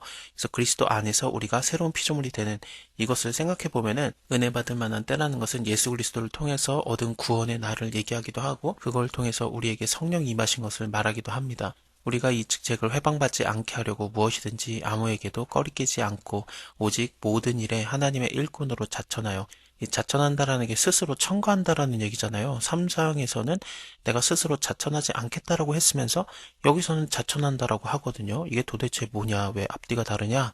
3장에서는 뭐 스스로의 권위를 나타내든지 그런 걸 드러내기 위해서 내가 스스로 자천하겠느냐 이런 걸 얘기했었던 건데 여기서의 자천한다라는 것은 괴로움을 당하는 걸 얘기합니다. 그 화목케 하는 직책을 얘기할 때 예수 그리스도께서 우리의 화목제물이 되셔서 하나님과 우리 사이가 이렇게 화목하게 되는 거였잖아요. 결국에는 그 죽으심을 얘기하는 거예요. 그래서 이 사도된 바울도 약간 비슷한 얘기를 하는 겁니다. 그 직책을 내가 회방받지 않겠다. 그래서 하나님의 일꾼으로서 스스로 자천되는데 뭐 좋아진다, 뭐 권위가 생긴다 그런 얘기를 하는 게 아니라 많이 견디는 것과 환난과 궁핍과 곤란, 매맞음, 갇힘, 요란한 것, 수고로움, 자지 못하는 것과 먹지 못하는 것들 막 다 힘든 것들을 얘기하잖아요. 힘들어하고 괴로워하는 것들이 이게 하나님께 드려지는 제사가 된다라는 거죠. 그래서 내가 이렇게 괴로움으로써 너희는 풍요로워지고 내가 이렇게 배고픔으로써 너희는 부유해지고 그런 것들 고린도 전서에서도 나오지 않았었습니까? 그렇습니다. 그것을 얘기하고 있는 겁니다. 그래서 이것을 아무도 하려고 하지 않으니까 이것을 자기 스스로가 자천해서 스스로 추천해서 괴로움에 들어오게 된 거죠. 근데 그 괴로움은 어떤 거냐면은 사람들을 살리는 화목제 직책을 받는 거기 때문에 이것은 너무나도 영광스러움이 됐던 겁니다. 그래서 깨끗함과 지식과 오래 참음과 자비함과 성령의 감화와 거짓 없는 사랑과 이것은 그 고린도전서 13장에서도 사랑은 이러하다 그러면서 오래 참고 온유하며 자비하고 뭐 투기하지 아니하고 그런 것들 있잖아요. 그것을 여기서도 얘기하고 있는데 그래서 바울이 얘기했던 사랑의 은사를 내가 지금 너에게 하고 있다. 이런 것도 되고 있죠. 또 진리의 말씀과 하나님의 능력 안에 있어서 의의 병기로 좌우하고 이 의의 병기로 좌우한다라는 것은 의로운 무기를 양손에 쥐고 있다. 그런 뜻이기도 합니다. 영광과 욕됨으로 말미암으며 악한 이름과 아름다운 이름으로 말미암으며 속이는 자 같으나 참되고 무명한 자 같으나 유명한 자요 죽은 자 같으나 보라 우리가 살고 징계를 받은 자 같으나 죽임을 당하지 아니하고 근심하는 자 같으나 항상 기뻐하고 가난한 자 같으나 많은 사람을 부욕케 하고 아무것도 없는 자 같으나 모든 것을 가진 자로다. 그래서 하나님의 사역 하나님의 일꾼이 되어서 그 화목케 하는 직책을 감당했을 때 죽어가는 것처럼 보이지만 오히려 많은 사람들을 살리는 것에 쓰임을 받고 내가 근심하는 것 같지만 많은 사람들을 기쁘게 하는 것, 또 내가 가난하지만 너희를 위해서 가난한 거고 이 모든 것은 너희를 부욕케 합니다. 고린도인들이여 너희를 향하여서 우리의 입이 열리고 우리의 마음도 넓어졌다. 너희가 우리 안에서 좁아지고 있는 것이 아니라 너희가 스스로 좁아진 거다. 너희 심정에서 좁아진 것이다. 우리가 너희를 좁아지게 만든 것이 아니다. 내가 자녀에게 말하듯 하노니 보답하는 양으로 너희도 마음을 넓혀라. 그 3장을 보면은 고린도전서 3장을 보면은 형제들아 내가 신령한 자들을 대하는 것 같이 너희에게 말할 수 없어서 육신에 속한 자 곧 그리스도 안에서 어린아이들을 대하는 것 같이 하노라. 내가 너희를 젖으로 먹이고 밥으로 아니하노니 이는 너희가 감당치 못하였음이오니와 지금도 못하리라 하면서 굉장히 쉬운 말로 한다라는 식으로 얘기를 했었거든요. 근데 고린도 후서에서도 되게 비슷한 얘기를 하는 거죠. 내가 자녀에게 말하듯 한다. 근데 이것은 무시하는 말이 아니라 사랑하는 마음으로 이게 쉽게 말하려고 하고 또 굉장히 근본적인 것을 얘기하려고 하고 그런 거였던 겁니다. 이것으로 내가 너에게 말하는데 보답하는 양으로 너희도 마음을 넓혀라. 너희는 믿지 않는 자와 멍에를 같이 하지 말아라. 이게 멍에를 같이 한다라는 게 그 소 두 마리를 갖다가 멍에를 씌우면은 같이 움직이게 되는 거거든요. 그래서 멍에를 쓰면은 서로 그 발맞춤을 동일하게 할 수밖에 없고 방향도 동일해지는 거고 그래요. 너희가 믿지 않는 자들과 그렇게 동일하게 가고 그러면 안 되겠지 않느냐. 의와 불법이 어찌 함께 하겠느냐. 빛과 어둠이 어찌 사귀며 그리스도와 베리알이 어찌 조화되며 믿는 자와 믿지 않는 자가 어찌 상관하며 하나님의 성전과 우상이 어찌 일치되리요. 우리는 살아계신 하나님의 성전이라. 이와 같이 하나님께서 가라사대 우리가 하나님의 성전 된 거 하늘로부터 내려오는 거처에 대해서 저번 시간에 얘기를 나눴었잖아요. 5장에서 하늘에서 있는 영원한 집, 물론 하늘나라를 얘기하는데 이것이 우리에게 있고요. 또 우리가 여기 이 땅에서 탄식하고 있을 때 하늘로부터 오는 처소를 덧입기를 간절히 사모할 수 있거든요. 그래서 이 땅에서도 성령 하나님을 우리가 다 받기 때문에 하나님의 거하시는 처소가 되는 겁니다. 이것을 6장에서도 이어가면서 우리가 바로 하나님의 성전 되었다라는 것을 또 한번 말하고 있는 거죠. 우리가 하나님의 성전인데 하나님이 거하시는데 어떻게 믿지 않는 자들과 멍에를 같이 하고 다닐 수 있겠느냐, 그들과 사귈 수 있겠느냐.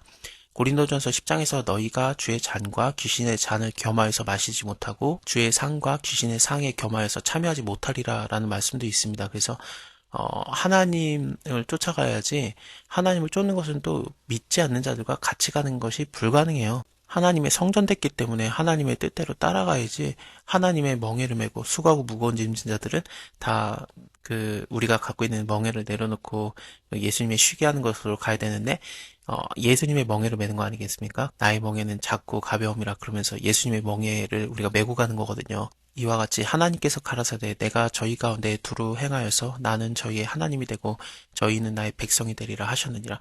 하나님의 성전이 된다라는 것은 하나님이 내 안에 거하고 내가 하나님 안에 거하고 나는 하나님의 백성이 되고 하나님께서는 나의 하나님이 되어주고 이 관계를 얘기하는 거거든요. 그러므로 주께서 말씀하시기를 너희는 저희 중에서 나와서 따로 있고 부정한 것을 만지지 말라. 내가 너희를 영접하여 너희에게 아버지가 되고 너희는 내 자녀가 되리라. 전능하신 주의 말씀이라 하셨느니라. 하나님이 우리와 함께 하시기 때문에 부정한 것을 떠나라고 만지지 말라라고 얘기를 하셨거든요. 이사야서 52장에서도 너희는 떠날지어다 거기서 나오고 부정한 것을 만지지 말지어다 그 가운데서 나올지어다 여호와의 기구를 매는 자여 스스로 정결케 할지어다라고도 돼 있고요. 전능하신 주의 말씀이라 하셨느니라. 오늘 7장에서는 바울이 근심하게 하는 편지를 보냈었던 게 있습니다. 그것을 디도를 통해서 보내는데 이것 때문에 좀 두려워했던 것 같아요. 디도도 야 이런 거 가져가도 되겠나 그런 생각으로 가지고 갔었고 바울도 이것이 어떻게 반응이 될까 두려워했던 것 같은데 디도가 근심하게 하는 편지를 고린도 교인에게 보내줬을 때 뜻밖의 환대를 받았던 것 같아요. 그거에 대해서 바울도 굉장히 기뻐한다라는 내용을 오늘 얘기를 하거든요. 한번 보겠습니다. 그런즉 사랑하는 자들아 이 약속을 가진 우리가 하나님을 두려워하는 가운데서 거룩함을 온전히 이루어 육과 영의 온갖 더러운 것에서 자신을 깨끗하게 하자. 저번 시간에 하나님의 거하시는 성전 됐다라는 거 그런 것들을 얘기했잖아요. 그렇기 때문에 부정한 것을 만지지 말아야 되는 거죠. 그래서 우리를 스스로 깨끗하게 하자, 거룩하게 하자. 육과 영의 온갖 더러운 것에서 자신을 깨끗하게 하자. 계속 이어서 나오고 있는 겁니다. 마음으로 우리를 영접하라. 우리가 아무에게도 불의를 하지 않고 아무에게도 해롭게 하지 않고 아무에게도 속여 빼앗은 일이 없었노라. 내가 정죄하려고 이 말을 하는 것이 아니라 이전에 말하였거니와 너희로 우리 마음에 있어 함께 죽고 함께 살게 하고자 함이라. 내가 너희를 향하여 하는 말이 담대한 것도 많고 너희를 위해서 자랑하는 것도 많으니 내가 우리의 모든 환난 가운데서도 위로가 가득하고 기쁨이 넘치는도다. 우리가 마게도냐에 이르렀을 때 우리의 육체가 편치 못하였고 마게도냐는 고린도의 위쪽 지역이라고 생각을 하면 되거든요. 한참 위로 올라가야 됩니다. 거기가 마게도냐 지역인데 베레아 지역이라든지 데살로니가도 가까운 지역 그쪽을 얘기합니다. 거기에 이르렀을 때에도 우리 육체가 편치 못하고 사방으로 환난을 당하여 밖으로는 다투며 안으로는 두려움이라. 그러나 비천한 자들을 위로하시는 하나님이 디도의 옴으로 우리를 위로하셨으니 저희의 온 것뿐만 아니라 오직 저가 너희에게 받은 그 위로로 위로하고 너희의 사모함과 애통함과 나를 위하는 열심히 있는 것을 우리에게 고함으로 나로 더욱 기쁘게 하였느니라. 디도는 이 편지를 전해주는 것을 좀 두려워하면서 갔었고 바울도 마찬가지로 야 이게 어떤 영향을 줄까 그런 두려움이 있었던 것 같은데 뜻밖의 위로를 받았던 거죠. 고린도 교인들이 디도를 위로했고 바울에 대해서도 좋게 얘기하고 그런 것들이 있었던 것 같습니다. 그래서 이렇게 기쁜 소식을 다시 디도를 통해서 받으니까 이게 너무 기쁜 거예요. 그러므로 내가 편지로 너희를 근심하게 한 것을 후회하였으나 지금 후회하지 않는다. 그 편지가 너희를 잠시만 근심하게 한 줄을 아미니라. 그러니까 뭔가 되게 근심하게 만드는 편지를 썼던 것 같습니다. 내용은 모르겠어요. 내가 지금 기뻐함은 너희로 근심하게 한 까닭이 아니고 도리어 너희가 근심함으로 회개에 이른 까닭이라. 너희가 하나님의 뜻대로 근심하게 된 것은 우리에게서 아무런 해도 받지 않게 하려 함이라. 하나님의 뜻대로 하는 근심은 후회할 것이 없는 구원에 이르게 하는 회개를 이루는 것이고 세상의 근심은 사망을 이루는 것이다. 그래서 이 근심하게 되는 편지를 보낸 그것을 하나님께서 이루시면은 얼마든지 그것을 통해서도 회개를 이루셨고 더 좋은 것으로 이끌어 주셨다는 거죠. 이게 모든 것이 합력하여 선을 이루느니라처럼 이게 안 좋은 거, 우리 뭐 실수라든지, 뭐 근심하게 하는 거라든지 그런 것도 하나님께서 얼마든지 또 귀하게 사용하시거든요. 이런 거는 성경에 너무 많은 예가 있습니다. 요셉이 팔려갔음에도 불구하고 하나님께서는 그걸 또 선하게 바꾸셔서 그 애굽의 총리가 되게 하시고 그 주변 나라들까지도 기근 때 구원을 받게 하고 그러지 않습니까? 그래서 안 좋은 줄 알았는데 하나님께서 그것을 함께 하시면은 또 좋아지기도 하고 그런 거죠. 보라 하나님의 뜻대로 하게 한 이 근심이 너희로 얼마나 간절하게 하며 얼마나 변명하게 하며 얼마나 분하게 하며 얼마나 두렵게 하며 얼마나 사모하게 하며 얼마나 열심 있게 하며 얼마나 벌하게 하였는가. 이 벌하게 하였다라는 게 갑자기 뭔가 싶은데 일단은 그 바울을 대적했던 자들, 바울에게 반대했던 자들을 고린도 교회가 이 근심의 편지를 보고 쫓아낸 것 같아요. 그들을 뭐 징계를 했든지 쫓아냈든지 벌을 해서 바울 편으로 다시 돌아오게. 그것은 또 하나님의 뜻으로 돌아오게 만든 거였죠. 바울은 하나님의 뜻대로만 전하고 행동하니까. 너희가 저 일을 대해서 일절 너희의 자신의 깨끗함을 나타내었느니라. 그런즉 내가 너에게 쓴 것은 그 불의의 행한 자들을 위한 것도 아니고, 그러니까 불의를 행한 자들을 아마도 벌에서 쫓아내거나 징계를 하거나 그랬던 것 같습니다.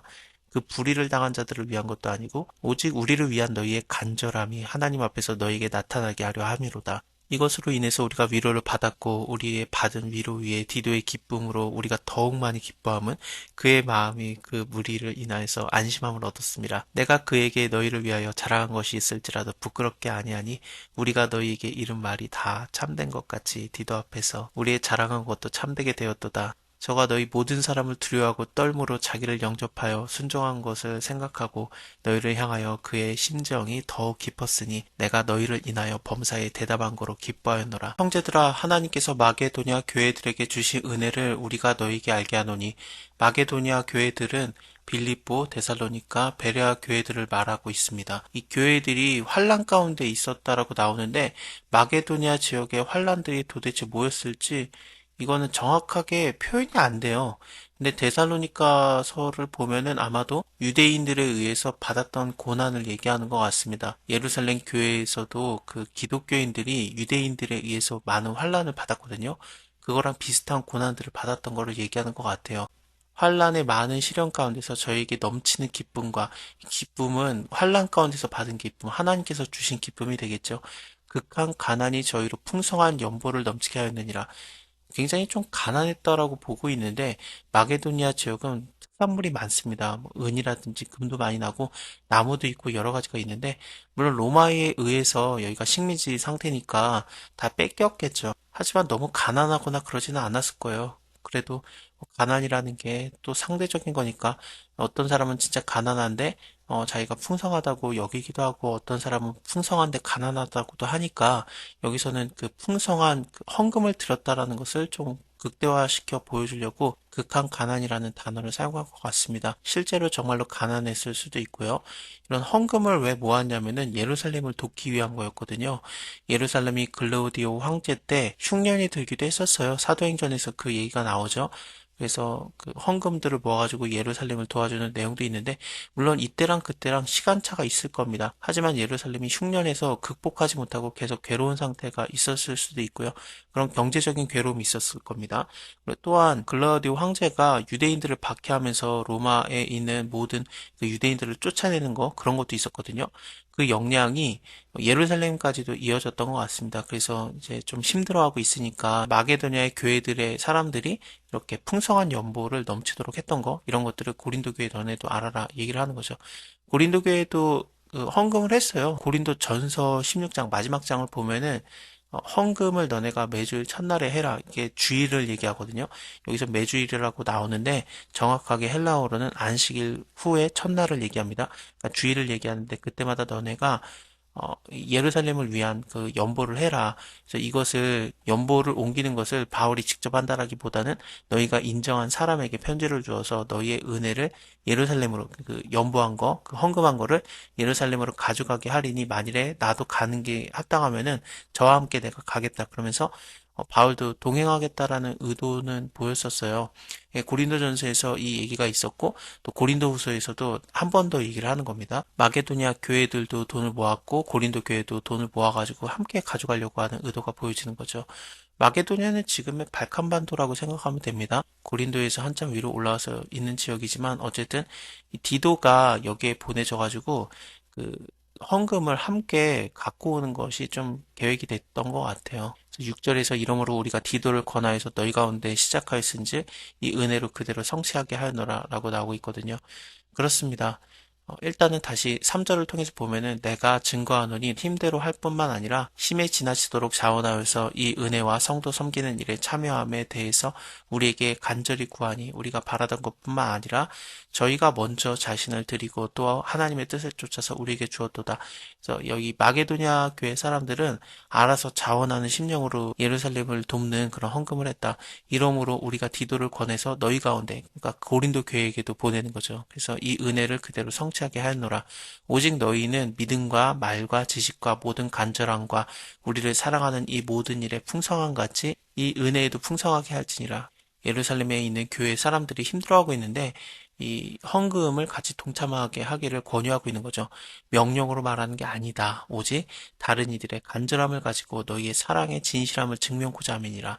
우리 주 예수 그리스도의 은혜를 너희가 알거니와 부요하신 자로서 너희를 위해서 가난하게 되심은 그의 가난함을 인하여서 너희가 부욕해 하려 하였습니다. 이 일에 내가 뜻만 보이노니 이것은 너희에게 유익함이라. 너희가 1년 전에 행하기를 먼저 시작할 뿐 아니라 원하기도 하였은즉. 이 1년 전이라고 말하는 것은 그 고린도 전서를 얘기할 수도 있겠습니다. 그 16장 우리가 잠깐 아까 전에 봤던 거 그것을 얘기하는 것 같습니다. 이제는 행하기를 성취할지니 마음에 원하던 것과 같이 성취하되 있는 대로 하라. 할 마음만 있으면 있는 대로 받으실 터이요 없는 것은 받지 아니하시리라. 이는 다른 사람은 평안하게 하고 너희는 공고하게 하려는 것이 아니다. 평균케 하려고 함이니 이제 너희의 유한 것으로 저희의 부족한 것을 보충함은 나중에 예루살렘 사람들이 유하여지면은 너희가 부족해졌을 때 그것을 보충해서 평균케 하려 함이라. 너네가 예루살렘을 돕고 끝나는 게 아니라 너네가 힘들어지면 예루살렘이 그때 부유하면은 그때는 너희가 도움을 받을 수도 있다. 이것은 하나님께서 원하시는 내용이기도 하거든요. 출애굽기 16장을 보면은 그 많이 거둔 자도 남지 아니하고 적게 거둔 자도 모자라지 않게 하였느니라. 만나를 거둘 때 그런 거였거든요. 오멜로 되어본즉 많이 거둔 자도 남음이 없고 적게 거둔 자도 부족함이 없다. 각기 식량대로 거뒀다. 그러면서 만나를 내리셨을 때 좀 평균적으로 다 가졌던 겁니다. 오멜이라는 게 부피를 나타내는 건데 한 2.2리터 정도 돼요. 한 사람당 2.2리터 정도의 그런 만나를 거뒀으니까 뭐 세 끼 먹을 양으로 충분하거든요. 2.2리터를 우리나라로 따지면은 쌀 한 돼 그 정도 분량과 비슷합니다. 그 한 되가 사람 한 명이 먹는 양 정도를 한 되로 만들었었거든요. 그렇습니다. 그래서 이것을 딱 하나님께서 일용할 양식으로 주시고 그랬거든요. 너희를 위해서 같은 간절함을 디도의 마음에게도 주신 하나님께 감사하노니. 그러니까 바울도 이 마음이 있었는데 너네가 지금 현재 예루살렘을 돕기를 원한다. 그 마음이 있었는데 디도도 똑같은 마음이 바울하고 있었던 거예요. 그래서 나랑 똑같은 마음을 갖고 있는 디도가 너에게 가고 있으니까 난 이것에 대해서 너무 감사한다. 저가 권함을 받고 더 간절함으로 자원하여서 너에게 나아갔고 또 저희와 함께한 형제를 보내었으니 이 함께한 형제가 누군지는 나오지 않습니다. 네, 일단은 디도와 동행을 했던 사람이고 이 사람은 복음으로서 모든 교회에서 칭찬을 받는 자고 이뿐 아니라 저는 동일한 주의 영광과 우리의 원을 나타내기 위해서 여러 교회의 택함을 입어서 우리의 맡은 은혜의 일로 우리와 동행하는 자다. 디도뿐만 아니라 한 명이 더 이렇게 동행하게 되는 이유는 조심하려고 하는 거거든요. 우리가 이것을 조심하는 것은 우리가 맡은 이 거액의 연보 때문이다. 아무도 우리에게 회방치 못하게 하려 함이니 이는 우리가 주 앞에서뿐만 아니라 사람 앞에서도 선한 일에 조심함이라. 또 우리가 저와 함께 한 형제를 보내었노니 우리가 여러 가지 일에 그 간절한 것을 여러 번 시험하거니와 이제 저가 너희를 크게 믿은 거로 더욱 간절하니라. 헌금에 대한 것을 옮기는 거, 이거에 대해서는 두 사람 이상이 함께하여서 조심하게 하는 것은 바울의 원칙이었던 것 같습니다. 고린도전서에서도 그런 비슷한 얘기가 있었잖아요. 이때 너희가 인정한 사람, 그 사람이 너희의 은혜를 예루살렘으로 가져가게 하리라 그랬는데 그 뽑은 사람이 디도와 함께 가는 형제일 수도 있습니다. 네, 고린도부터 보내시는 게 아니라 마게도니아부터 같이 가는 것처럼 보여지기 때문에 이 사람뿐만 아니라 고린도에서도 합류한 사람이 있을 거고 그럴 겁니다. 어쨌든 바울과 동행하는 사람이 꽤나 많았거든요. 예루살렘으로 가는 길에요. 디도로 말하면은 나의 동무고 너희를 위한 나의 동역자요. 우리 형제들로 말하면은 여러 교회의 사자들이요 그리스도의 영광이니라. 그러므로 너희는 여러 교회 앞에서 너희의 사랑과 너희를 대한 우리의 자랑의 증거를 저희에게 보이라. 성도가 섬기는 일, 그러니까 봉사하는 일, 이것은 헌금에 대한 얘기거든요. 헌금을 하는 자세에 대해서 9장에서 나옵니다. 성도를 섬기는 일에 대해서는 내가 너희에게 쓸 필요가 없나니 예루살렘 교회가 많이 힘들었기 때문에 그들을 좀 도와주는 거, 그래서 평균케 하는 거라고도 나왔지 않습니까?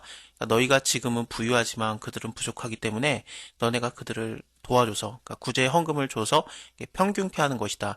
나중에는 너네도 받을 수 있게 된다. 그래서 너네가 만약에 부족하게 되고 그들이 유하게 되면은 그들이 너희를 도와서 평준케 되는 것이다. 기록된 것처럼 많이 거둔 자도 남지 아니하고 적게 거둔 자도 모자라지 않게 하였느니라. 이 말씀을 하면서 디도를 통해서 그 헌금을 가져오는 거, 그런 거에 대한 얘기도 했었거든요. 그래서 성도를 섬기는 일, 그러니까 그 예루살렘을 돕는 그 구제 헌금을 하는 일에 대해서는 내가 너에게 쓸 필요가 없다. 왜냐하면 너네가 원래 그것을 원했다라는 것을 알고 있다. 내가 너희를 위해서 마게도니아인들에게 아가야에서는 1년 전부터 예배해야 했다라고 자랑했는데, 아가야라고 하면은 그 고린도 지역이라고 생각하면 될 것 같아요. 로마서 16장을 보면은 누구에게 문안하라 누구에게 문안하라 그랬을 때 자매된 베웨에게 문안하라 그러는데 그게 갱그리아 교회예요. 거기도 고린도 바로 옆이고 또 브리스길라 아귤라가 자기의 집을 교회로 하고 그랬던 것 같아요. 그래서 이 지역에 고린도 교회만 있었던 게 아니라 몇몇 교회들이 있었고 또 마게도냐인들의 교회는 어떻습니까? 뭐 데살로니가 교회라든지 빌립보 교회 그리고 또 베레아 교회 이렇게 세 개 정도를 생각할 수 있거든요. 그래서 이 마게도냐인들에게 아가야 지역에서는 1년 전부터 예배했었다라고 내가 자랑을 했었다. 과연 너의 열심히 퍽 많은 사람을 격동시켰느니라. 그래서 그 고린도 사람들이 많은 준비를 했었기 때문에 1년 전부터 예루살렘을 돕겠다라는 그 헌금을 모았던 것에 바울은 많은 자랑을 했었고 빌립보 데살로니가 지역 사람들에게요. 그래서 자랑을 했었고 그것이 좀 동기가 돼가지고 아 우리도 해볼까 그러면서 많은 사람들이 격동이 돼서 구제헌금을 했던 거죠. 그런데 이 형제들을 보낸 것은 이 일이 너희를 위한 우리의 자랑이 헛되지 않고, 그러니까 디도를 보내는 이유가 너희가 지금 준비하고 있던 거, 우리가 자랑했던 거, 그것이 헛되지 않게 하려 함이라. 왜 헛되지 않게 한다라고 말하고 또 말한 것 같이 준비되게 하려 함이라라는 건지 좀 생각을 해볼 필요가 있는데, 그동안 모았던 것을 딴 데 쓰고 싶은 마음도 생기게 되고 좀 그런 게 있지 않겠습니까? 그래서 그것을 그냥 그대로 예루살렘을 돕는 걸로 사용하면 안 되겠느냐? 너네가 원했던 것도 그런 거였지 않느냐라고 한 번 더 얘기를 하는 거죠. 너희가 준비하지 아니한 것을 보면은 너희는 고사하고 우리가 이 믿었던 것에 부끄러움을 당할까 두려워하노라. 이러므로 내가 이 형제들로 먼저 너희에게 가서 너희의 전에 약속한 그 연보를 미리 준비케 하도록 권면하는 것이 필요한 줄로 생각하였노니 이렇게 준비해야 참 연보답고 억지가 아니니라. 이것을 헬라어로 번역을 하면은 참 복답고 탐심이 아니다라고도 번역이 가능합니다. 이것이 곧 적게 심은 자는 적게 거두고 많이 심은 자는 많이 거둔다 하는 말이로다. 또 많이 심은 자는 많이 거둔다. 헬라어로는 복으로 심은 자는 복으로 거둔다라고도 번역이 가능합니다. 각각 그 마음에 정한 대로 할 것이고 인색함이나 억지로 하지 말아라. 하나님은 즐겨내는 자를 사랑하시느니라. 저번 시간에도 그런 식의 말이 나왔었죠. 그러니까 마음에 있는 대로 하는 거는 되는데 마음에 없으면 안 해도 된다라는 얘기지. 이왕 할 거 무조건 기쁨으로 하라 그런 얘기가 아니에요. 내가 못 받는다라고 생각을 하면은 나는 분명히 도왔는데 저들에게 나중에 못 도움받으면은 그게 마음이 기쁠 리가 없잖아요.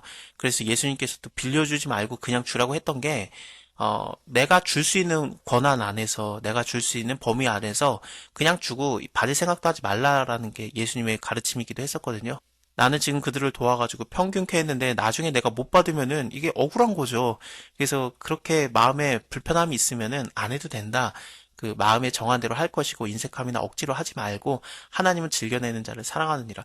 그 즐겨하는 마음도 하나님이 주시는 거예요. 그래서 내가 이것을 내고 싶다라는 마음이 들었을 때 하나님께서 주신 마음이니까 그거에 순종하면은 그것도 또 하나님 기뻐 받으시고 그러지 않겠습니까? 근데 내가 기뻐하지 않고 억지로 하면은 하나님께 기뻐 즐겨내는 게 아니라 남들의 눈 때문에 내는 거잖아요. 아, 저 사람은 내는데 왜 저 사람은 안 낼까? 그 눈치 받기가 싫어서 억지로 내는 거 그런 거 하지 말아라. 그래서 기쁨으로 내면 되고 그 기쁨도 하나님께서 주시는 거고 마음에 기쁘지 않으면은 그거에 대해서 뭐 다음 기회를 한번 생각해 볼 수도 있겠죠. 하나님이 능히 모든 은혜를 너에게 넘치게 하시나니 이는 너희로 모든 일에 항상 모든 것이 넉넉하여서 모든 착한 일에 넘치도록 하려 하심이라. 기록된 바 저가 흩어 가난한 자에게 주었으니 그의 의가 영원토록 있느니라. 이것은 시편 112편의 말씀인데 저가 재물을 흩는다라고 정확하게 되어 있습니다. 시편에서는. 그래서 이 흩는다라는 건 재물을 흩어서 빈궁한 자들에게 주었으니 그 의가 영원히 있고 그 뿔이 영화롭게 들리리로다 한가 같으니라. 심는 자들에게 씨와 먹을 양식을 주시는 이가 너희의 심은 것을 주사 풍성하게 하시고 너희의 의의 열매를 더하게 하시리니. 이것을 또 헬라어로 번역을 하면은 먹을 양식을 공급하시는 이가 너희 심을 것을 공급하사라고도 되어 있습니다.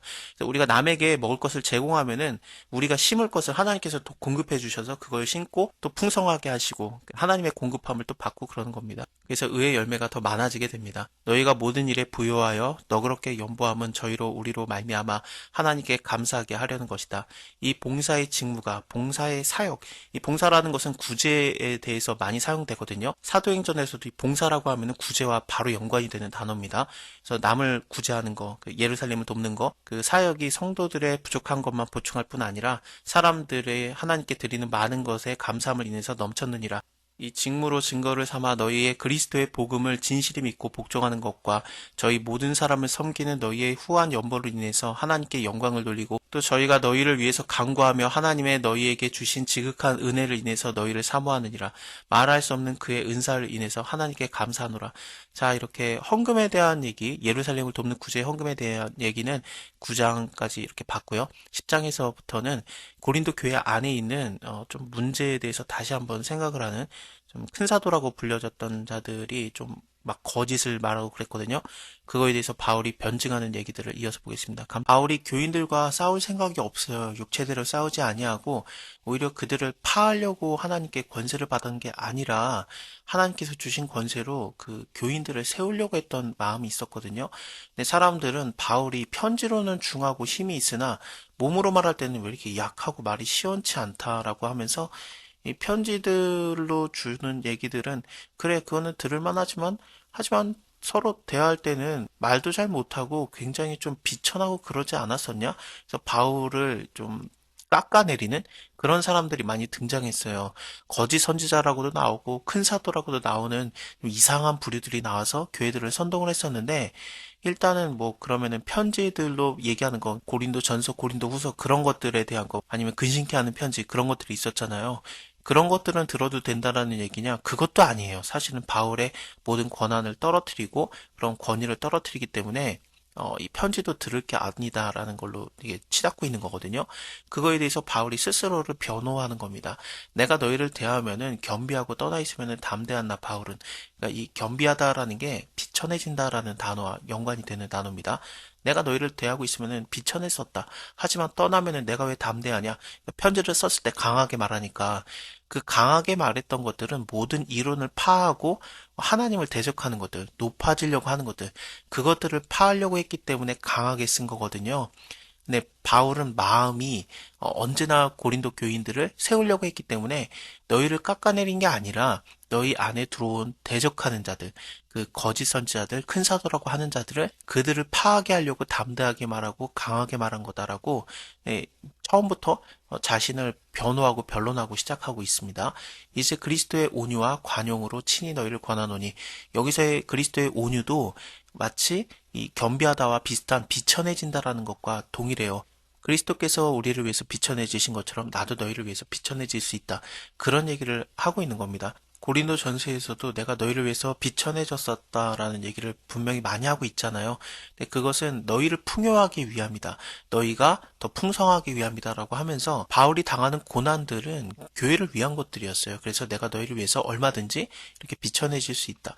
또한 우리를 육체대로 행하는 자로 여기는 자들에 대해서 지금 바울이 육체대로 행하는 게 아닌데 영을 위해서 행하는 건데 물론 영과 육을 딱 나눠야 되느냐 그런 얘기를 하는 게 아니라 영적인 삶, 영원한 삶에 대해서 내가 너희를 권하고 있는 것이다 라는 거죠.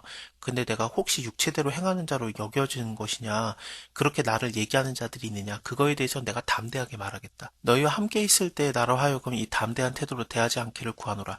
근데 너네도 만약에 휩쓸려가지고 얘 바울 육체대로 행하는 자 아니야? 그러면서 같이 생각하고 있으면은 나는 그들에게 그렇지 않다라고 담대히 대할 건데 너희도 만약에 휩쓸려 있으면은 내가 너희에게도 담대한 태도로 대하게 된다. 그렇지 않기를 구하노라. 우리가 육체에 있어서 행하나 육체대로 싸우지 아니하노니 우리의 싸우는 병기는 육체에 속한 것이 아니다. 하나님 앞에서 견고한 진을 파하는 강력이라. 이 진이라는 거는 뭐 요새 그런 거거든요.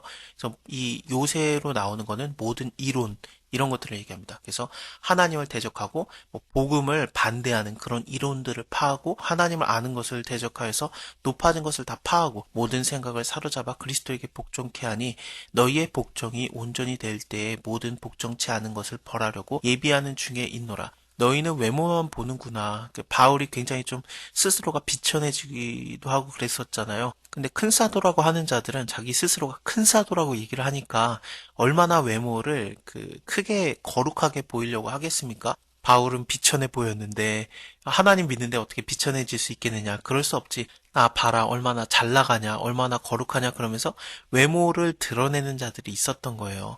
근데 너네가 그렇게 외모만 보냐? 만일에 사람이 자기가 그리스도에게 속한 줄을 믿을진데 자기가 그리스도에게 속한 것 같이 우리도 그러한 줄을 자기 속으로 다시 생각할 것이다.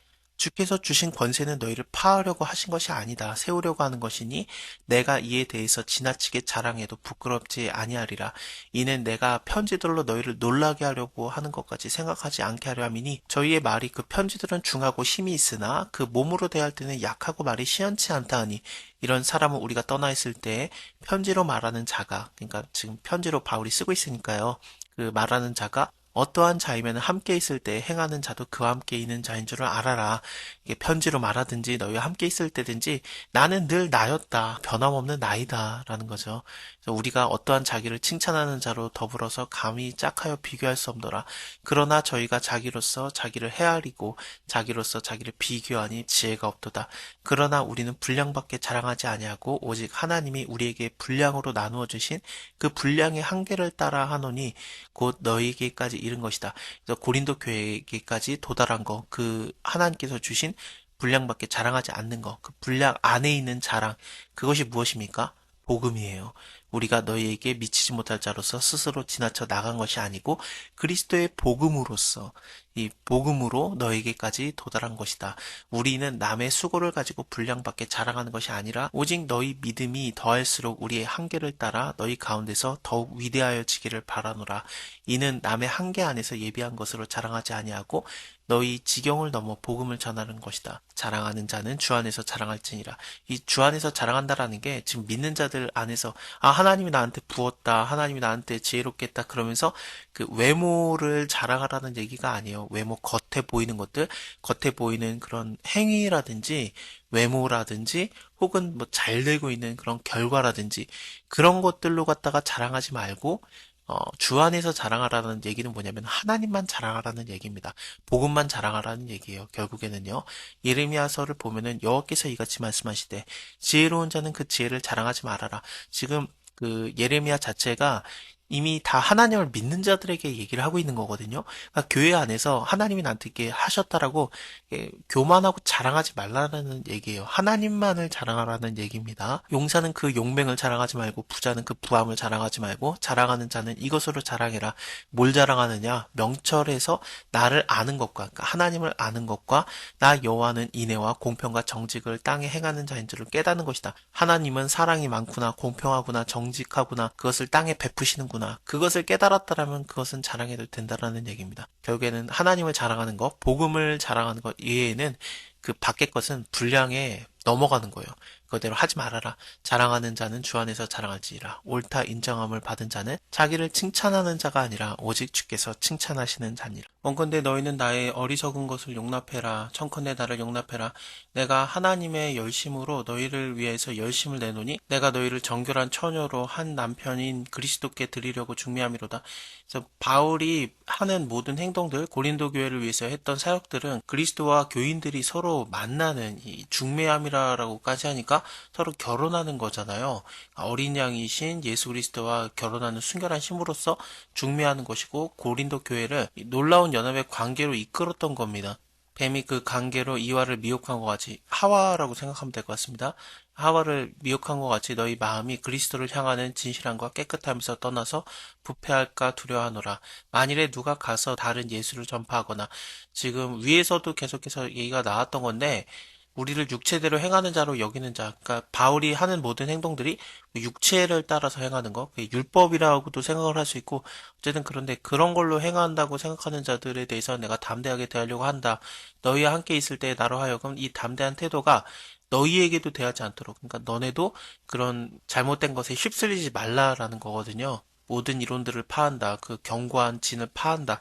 그래서 이 이론을 내세우면서 바울이 말하는 것보다 더 좋은 이론은 이거다라고 말하는 거짓 사도들이 생겼던 거죠. 그게 꽤나 악영향이 됐어요. 그래서 어떤 사람들은 뭐라고 생각을 하냐면은 바울이 편지로는 말하는 게 힘이 있고 중한데 그가 몸으로 대할 때는 말이 약하고 시원찮고 그렇지 않아?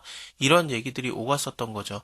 그래서 이 11장에서도 그 얘기를 계속 이어가는데 이렇게 바울을 깎아내렸다고 하는 사람들은 큰 사도라고 불리는 자들이었습니다. 또 그리스도의 사도다라고 말하는 거짓자들이 일어난 겁니다. 여기도 자기를 그리스도의 사도라고 가장하는 자들이 나타났다라든지 사단의 일꾼이라고까지 아예 바울이 얘기를 하거든요.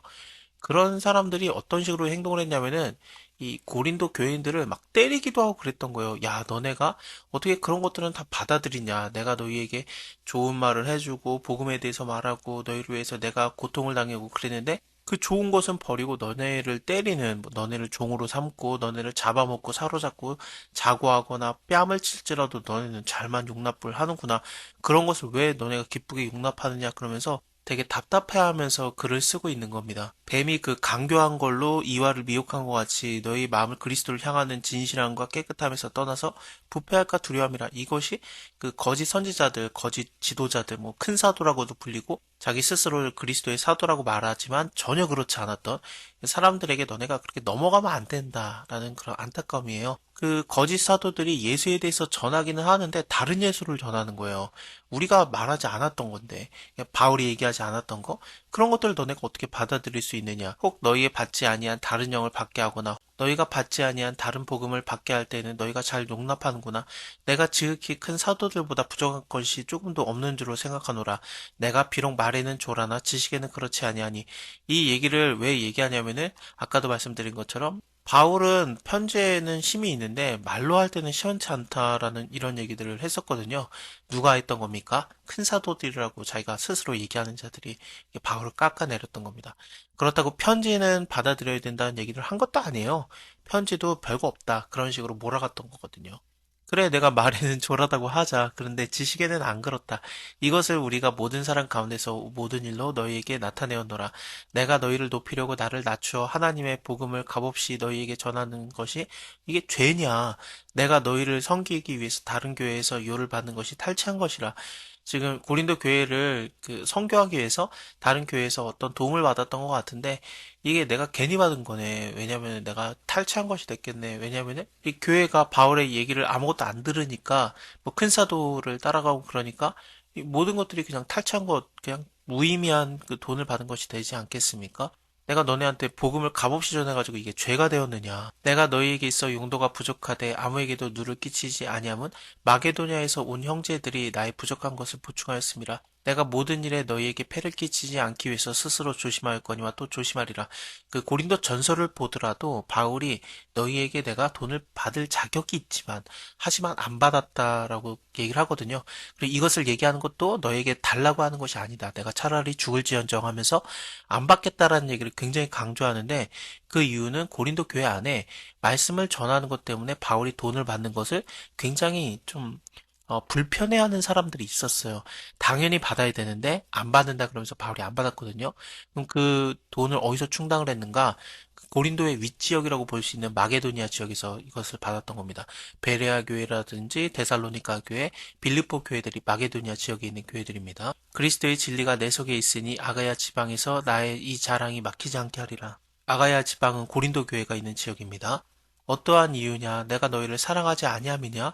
하나님이 아시느니라. 내가 하는 것을 또 하리니 기회를 찾는 자들의 그 기회를 끊어서 저희로 하여금 그 자랑하는 일에 대해서 우리와 같이 되게 하려 함이로다.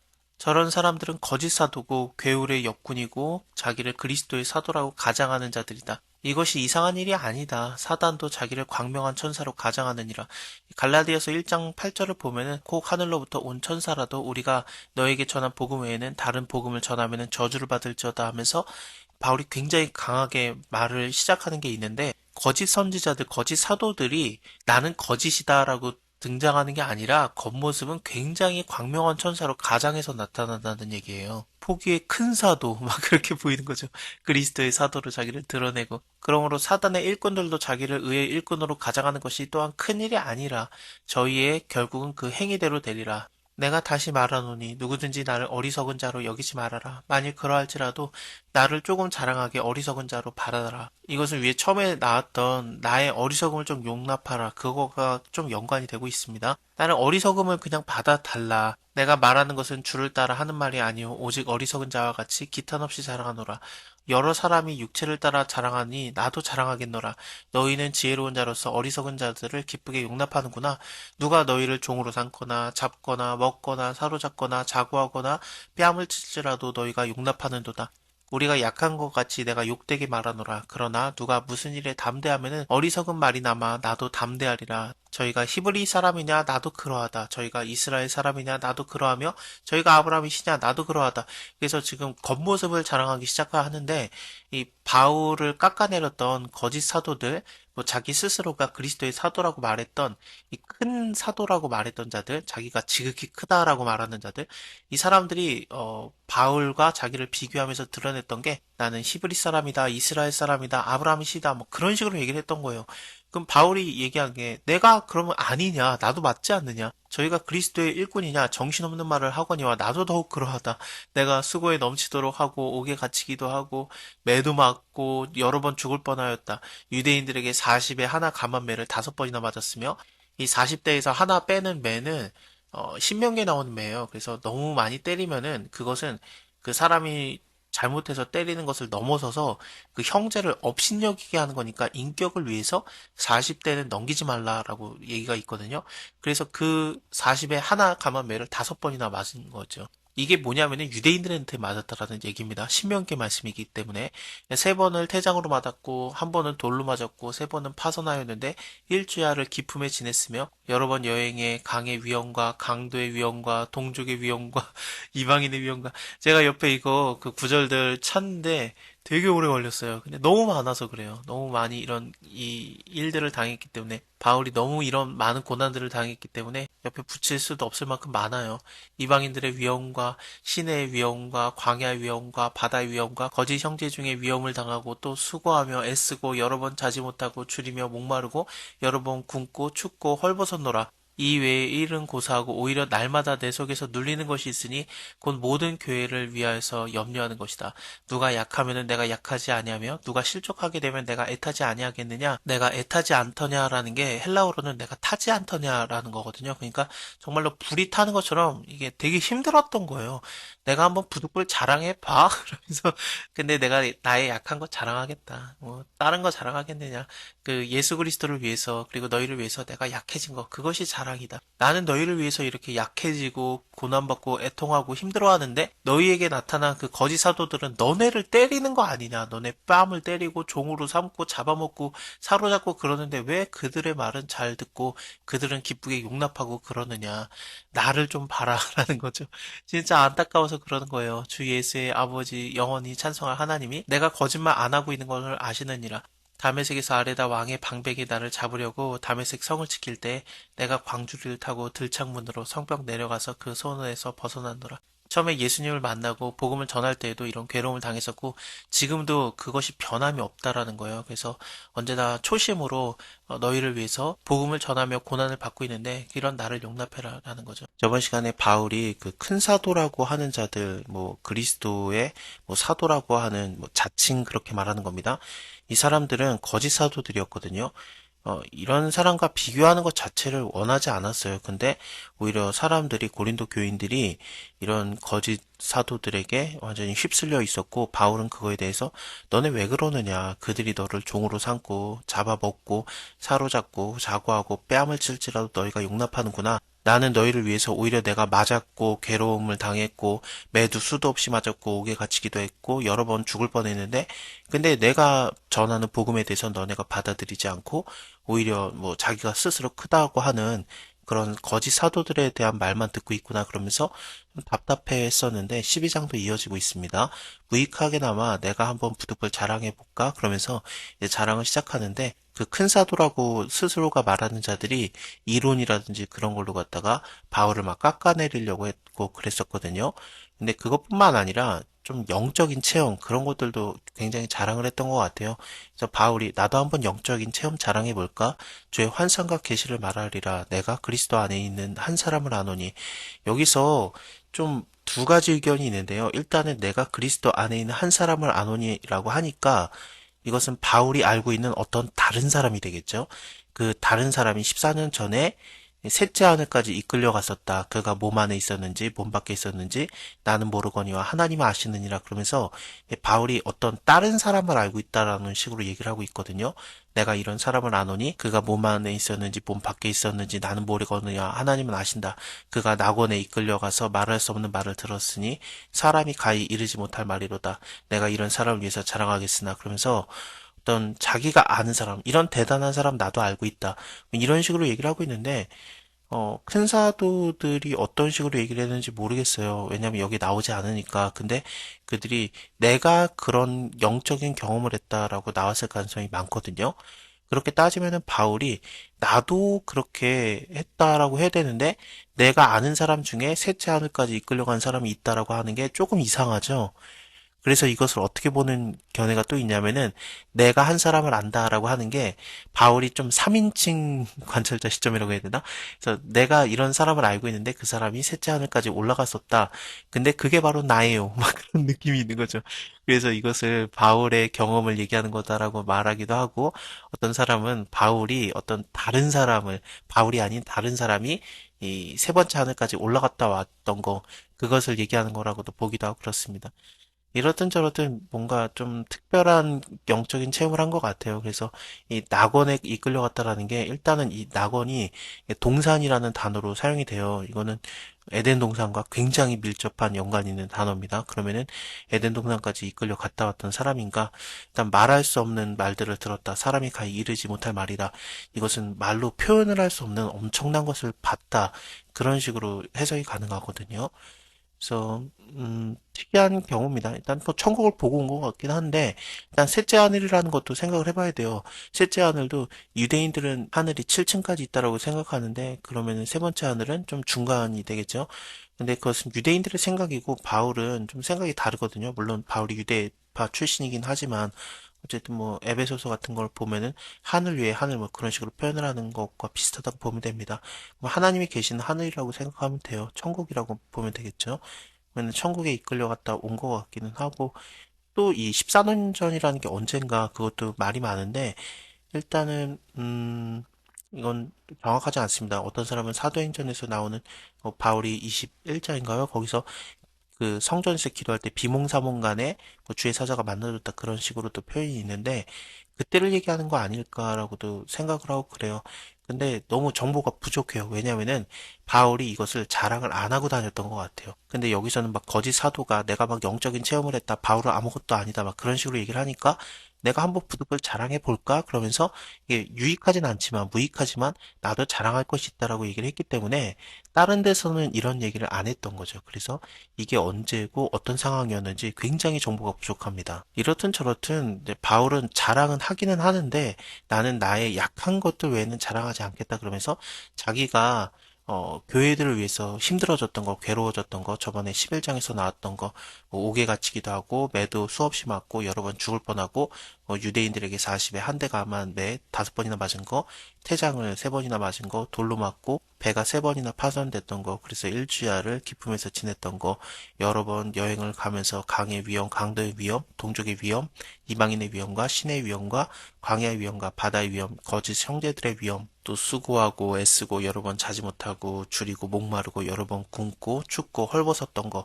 이 모든 것을 더하는 또 날마다 마음속에 있는 그 괴로움, 모든 교회를 위한 염려, 이 모든 것들이 바울을 약하게 만드는 것들인데 바울이 이렇게 약해진 이유는 교회를 위한 거, 하나님을 위한 거기 때문에 자랑할 수 있다라는 거죠.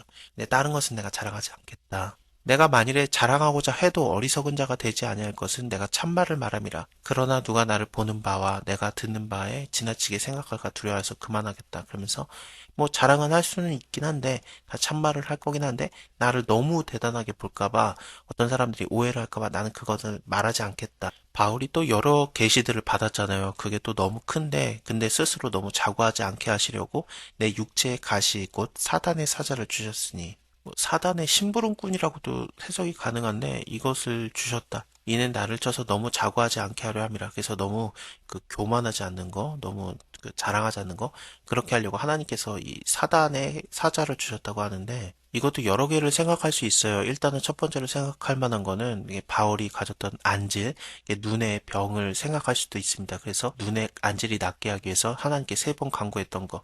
근데 하나님께서는 말하시기를 내 은혜가 너에게 족하다. 이는 내 능력이 약한 데서 온전하여짐이라 하신지라. 그래서 하나님께서는 육체의 가시, 사단의 사자를 이것을 그 떠나가지 않게 그냥 내버려 뒀다라는 얘기인데 그러면 안질인가 혹은 교회를 핍박했던 그 과거의 일들 그것을 생각할 수도 있습니다. 근데 그것은 떠나게 해달라고 기도를 해도 떠나지지 않는 거죠. 그거는 그냥 사실이었으니까. 하지만 스테반이 죽을 때 이들의 죄를 사하여 주옵소서 하면서 죄를 일종의 용서해주고 죽었기 때문에 사실은 괜찮기는 해요. 하지만 문제 삼고자 하면 문제가 되는 내용이기도 했겠죠. 그래서 이것을 얘기하는 거라고도 생각을 하고 어떤 사람은 이 육체의 가시를 바울의 아내라고도 생각을 하고 있어요. 왜냐하면은 그 바울이 사내들인 공회원일 가능성이 굉장히 많았었기 때문에 결혼을 안 하면 공회원이 못 돼요. 그런 걸 생각할 때 아마도 바울이 결혼을 했었을 것이다. 근데 바울이 기독교화되고 또 전도하고 다니고 그러니까 유대인 출신의 아내가 바울을 굉장히 괴롭혔다. 그런 의견도 있는데 그럴 리는 없을 것 같습니다. 왜냐하면은 바울이 그 아내를 제거해달라고 3번이나 기도했을 리가 없으니까 이거는 말도 안 되죠. 그래서 제가 말씀드린 것들은 이게 농담이 아니라 실질적으로 신학에서 좀 얘기가 많이 오가는 그런 얘기들입니다.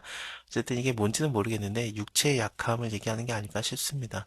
어쨌든 이것을 떠나가게 하기를 3번 기도했는데 하나님께서는 내 은혜가 너에게 족하다. 이는 내 능력이 약한 데서 온전하여짐이라 하신지라. 이러므로 바울이 도리어 크게 기뻐했어요. 나의 여러 약한 것들에 대해서 자랑하리니 이는 그리스도의 능력으로 내게 머물게 하려 함이라. 그러므로 내가 그리스도를 위해서 약한 것들과 능욕과 궁핍과 핍박과 곤란을 기뻐하노니 이는 내가 약할 때 그때에 곧 강함이라. 내가 어리석은 자가 되었으나 너희가 억지로 시킨 것이니 내가 너희에게 칭찬을 받아 마땅하도다. 내가 아무것도 아니나 지극히 큰 사도들보다 조금 더 부족하지 아니하니 여기서 지극히 큰 사도들이라고 나오는 사람들은 당연히 그 거짓 선지자들을 얘기합니다. 내가 지극히 큰 사도들보다 부족한 것이 조금도 없는 줄로 생각하노라 그러면서 지극히 큰 사도가 나오고 있죠. 이 사도들은 거짓 사도들이고 또 그리스도의 사도들이라고 자칭 얘기했던 그런 자들입니다. 그래서 바울은 그들을 뭐라고까지 얘기하냐면은 사단의 일꾼이라고까지 얘기를 했던 자들입니다. 그래서 그 거짓 사도들보다는 내가 하나도 안 부족하다. 사도에 표된 것은 내가 너희 가운데서 모든 참음과 표적과 기사와 능력을 행한 것이라. 내 자신이 너희에게 폐를 끼치지 아니한 일밖에 다른 교회보다 부족한 것이 무엇이 있느냐. 이 폐를 끼치지 않았다라는 것은 재정적인 도움을 안 받았다라는 얘기예요. 여기 밑에도 너희에게 폐를 끼치지 않겠다. 나의 구하는 것은 너희 재물이 아니다라고 하니까 이 재물을 안 받았다라는 얘기거든요. 11장에서도 저번 장에서도 나왔었죠. 내가 너희한테 돈을 안 받아서 너희가 오히려 나를 좀 무시하느냐. 막 그런 식으로 나왔었잖아요. 안 받은 거, 폐를 안 끼친 거. 이게 왜 계속 강조되냐면은 이 교회에서 오해했던 게 뭐냐면은 막 갈취해 간다라는 생각을 했던 거예요. 내가 너희 보낸 자 중에 누구로 너희의 일을 그러니까 이익을 취하였더냐. 우리가 동일한 성령으로 행하지 아니하더냐. 동일한 보조로 하지 아니하였더냐. 그러면서 어떤 이익도 너희에게 안 받았다라는 얘기를 계속 하고 있습니다. 또 이 14절에서도 얘기하는 게 비슷하거든요. 나의 구하는 것은 너희의 재물이 아니다. 너희 자체다. 어린아이가 부모를 위해서 재물을 저축하는 게 아니라 부모가 어린아이를 위해서 하느니라.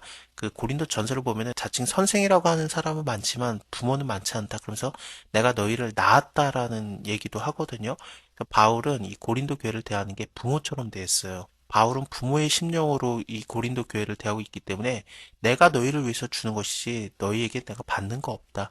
내가 너희의 영혼을 위해서 크게 기뻐함으로 재물을 허비하고 또 내 자신까지 허비하리니 그러니까 내가 너네한테 주면 좋지 받을 생각은 전혀 없다. 너희를 더욱 사랑할수록 나는 덜 사랑받겠느냐. 근데 내가 이렇게 너희를 사랑하는데 너희는 왜 나를 덜 사랑하느냐. 하여간 어떤 이들의 말이 내가 너희에게 짐을 지우지 아니하였을지라도 나는 너네한테 어떤 짐을 준 적이 없는데 공교한 자가 되어서 괴계로 너희를 취하였다라고 하니 뭔가를 얻어냈다라는 식으로 얘기를 하고 있으니 내가 너희에게 보낸 자 중에 누구로 너희의 이익을 취하더냐? 내가 디도를 권하고 함께 한 형제를 보내었으니 디도가 너희의 일을 취하더냐? 우리가 동일한 성령으로 행하지 아니하더냐? 동일한 보조로 하지 아니하더냐? 이때까지 우리가 우리를 너희에게 변명하는 줄로 생각하는구나. 우리가 그리스도 안에서 하나님 앞에서 말하노라. 사랑하는 자들아. 이 모든 것은 너희의 덕을 세우기 위함이라. 내가 갈 때에 너희를 나의 원하는 것과 같이 보지 못하고 또 내가 너희에게 너희의 원하지 않는 것과 같이 보일까 두려워하며 또 다툼과 시기와 분냉과 당짓는 것과 중상함과 수근수근하는 것과 거만함과 어지러운 것이 있을까 두려워하고 또 내가 다시 갈 때에 내 하나님이 나를 너희 앞에서 낮추실까 두려워하고 또 내가 전에 죄지은 여러 사람의 그 행한 바의 더러움과 음란함과 호색함과 회개치 아니함을 인해서 근심할까 두려워하노라. 내가 이제 세 번째 너희에게 갈 터이니 두세 증인의 입으로 말마다 확정하리라. 내가 이미 말하였거니와 지금 떠나 있으나 두 번째 대면하였을 때와 같이 전에 죄지었던 사람들과 그 남은 모든 자들에게 미리 말하노니 내가 다시 가면 용서하지 아니하리라. 바울이 좀 벼르고 있네요. 한 번 와서 너희를 갖다가 가만두지 않겠다 그러는데 이것은 협박이 아니라 빨리 돌아오기를 원하는 마음입니다. 그래서 너네가 회개하고 돌아오라라는 그 근심에서 하는 얘기지 가면은 끝장날 줄 알아라 그런 얘기는 전혀 아니에요. 그때 죄를 지었던 사람들은 큰 사도라고 스스로가 자청하는 자들이 있었잖아요. 그거는 11장부터 나왔었던 사람들인데 자기 스스로를 지극히 큰 사도라고도 했었고 또 사단의 일꾼이라고도 그 바울은 얘기를 하는데 거짓 사도 이런 자들이 교인들을 종으로 삼고 잡아먹고 사로잡고 자고하고 뭐 뺨을 치고 막 그랬었거든요. 그래서 이런 사람들에 대해서 내가 가만두지 않겠다라는 얘기고 그들에게 휩쓸리지 말라라는 그런 권고죠. 이는 내가 그리스도께서 내 안에서 말씀하시는 증거를 너희가 구함이니 하나님께서 너에게 바울에게 진짜로 말씀하는 것이냐 그것을 증거를 대봐라 그러는 건데 그래 너네가 구했으니까 저가 너희를 향하여서 약해지지 않고 도리어 너희 안에서 강하시니라.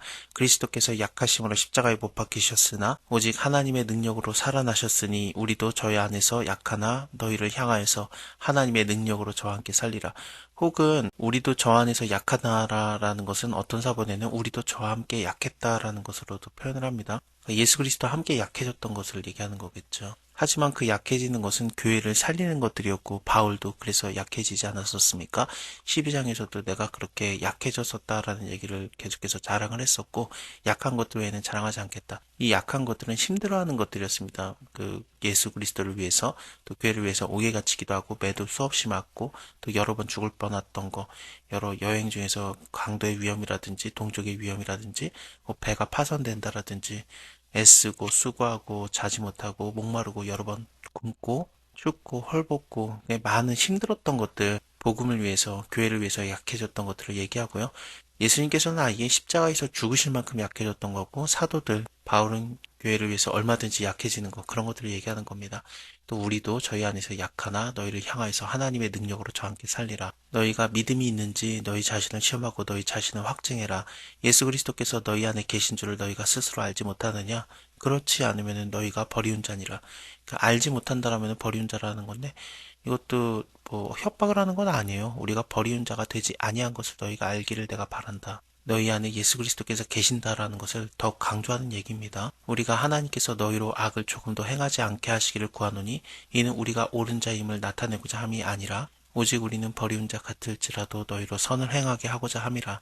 우리는 진리를 거스려 아무것도 할 수 없고 오직 진리를 위할 뿐이니 우리가 약할 때에 너희의 강한 것을 기뻐하고 또 이것을 위해서 구하니 곧 너희의 온전케 되는 것이라. 저번 장에서도 내가 약할 때 하나님께서 강하게 드러난다라는 식으로도 얘기를 했었고요. 또 우리가 약해질 때 너희가 강해진다라는 것을 얘기하면서 바울의 약한 것은 고린도 교회를 위한 것이다라는 것을 말하고 있습니다. 고린도 전서에서도 이런 비슷한 얘기가 있었어요. 우리는 그리스도의 영고로 미련하되 너희는 그리스도 안에서 지혜롭고 우리는 약하되 너희는 강하고 너희는 존귀하되 우리는 비천하다라고 얘기를 하거든요. 그렇습니다. 고린도 전서 때와 고린도 후서 때 바울의 마음은 늘 동일합니다. 이를 인해서 내가 떠나 있을 때 이렇게 쓰는 것은 대면할 때에 주께서 너희를 파하려 하지 않고 세우려 하여서 내게 주신 그 권세를 따라 엄하지 않게 하려 함이니라. 오늘 고린도 후서 10장에서도 주께서 주신 권세는 너희를 파하려고 하신 것이 아니다. 세우려고 하는 것이니 내가 이것에 대해서 지나치게 자랑하여도 부끄럽지 아니하리라. 바울이 다시 올 때 하나님께서 주신 권세, 예수께서 주신 권세로 그 거짓 사도들을 쫓아내고 그럴 건데 그때 엄하지 않게 하기 위해서 한 번 더 회개의 기회를 주는 겁니다. 위에서도 비슷한 얘기가 있었잖아요. 내가 너에게 다시 가게 됐을 때 그때 죄 지은 자들에게 내가 용서하지 않겠다라는 말, 이런 것들이 이렇게 같은 얘기들이 이어지고 있는 거죠. 마지막으로 말한다. 형제들아 기뻐하라.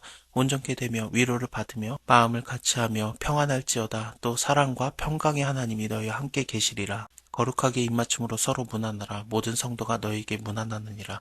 주 예수 그리스도의 은혜와 하나님의 사랑과 성령의 교통하심이 너희 무리와 함께 있을지어다. 자, 이렇게 고린도 후서를 다 봤고요. 다음에 갈라디아서에서 뵐게요. 감사합니다. 다음에 뵐게요.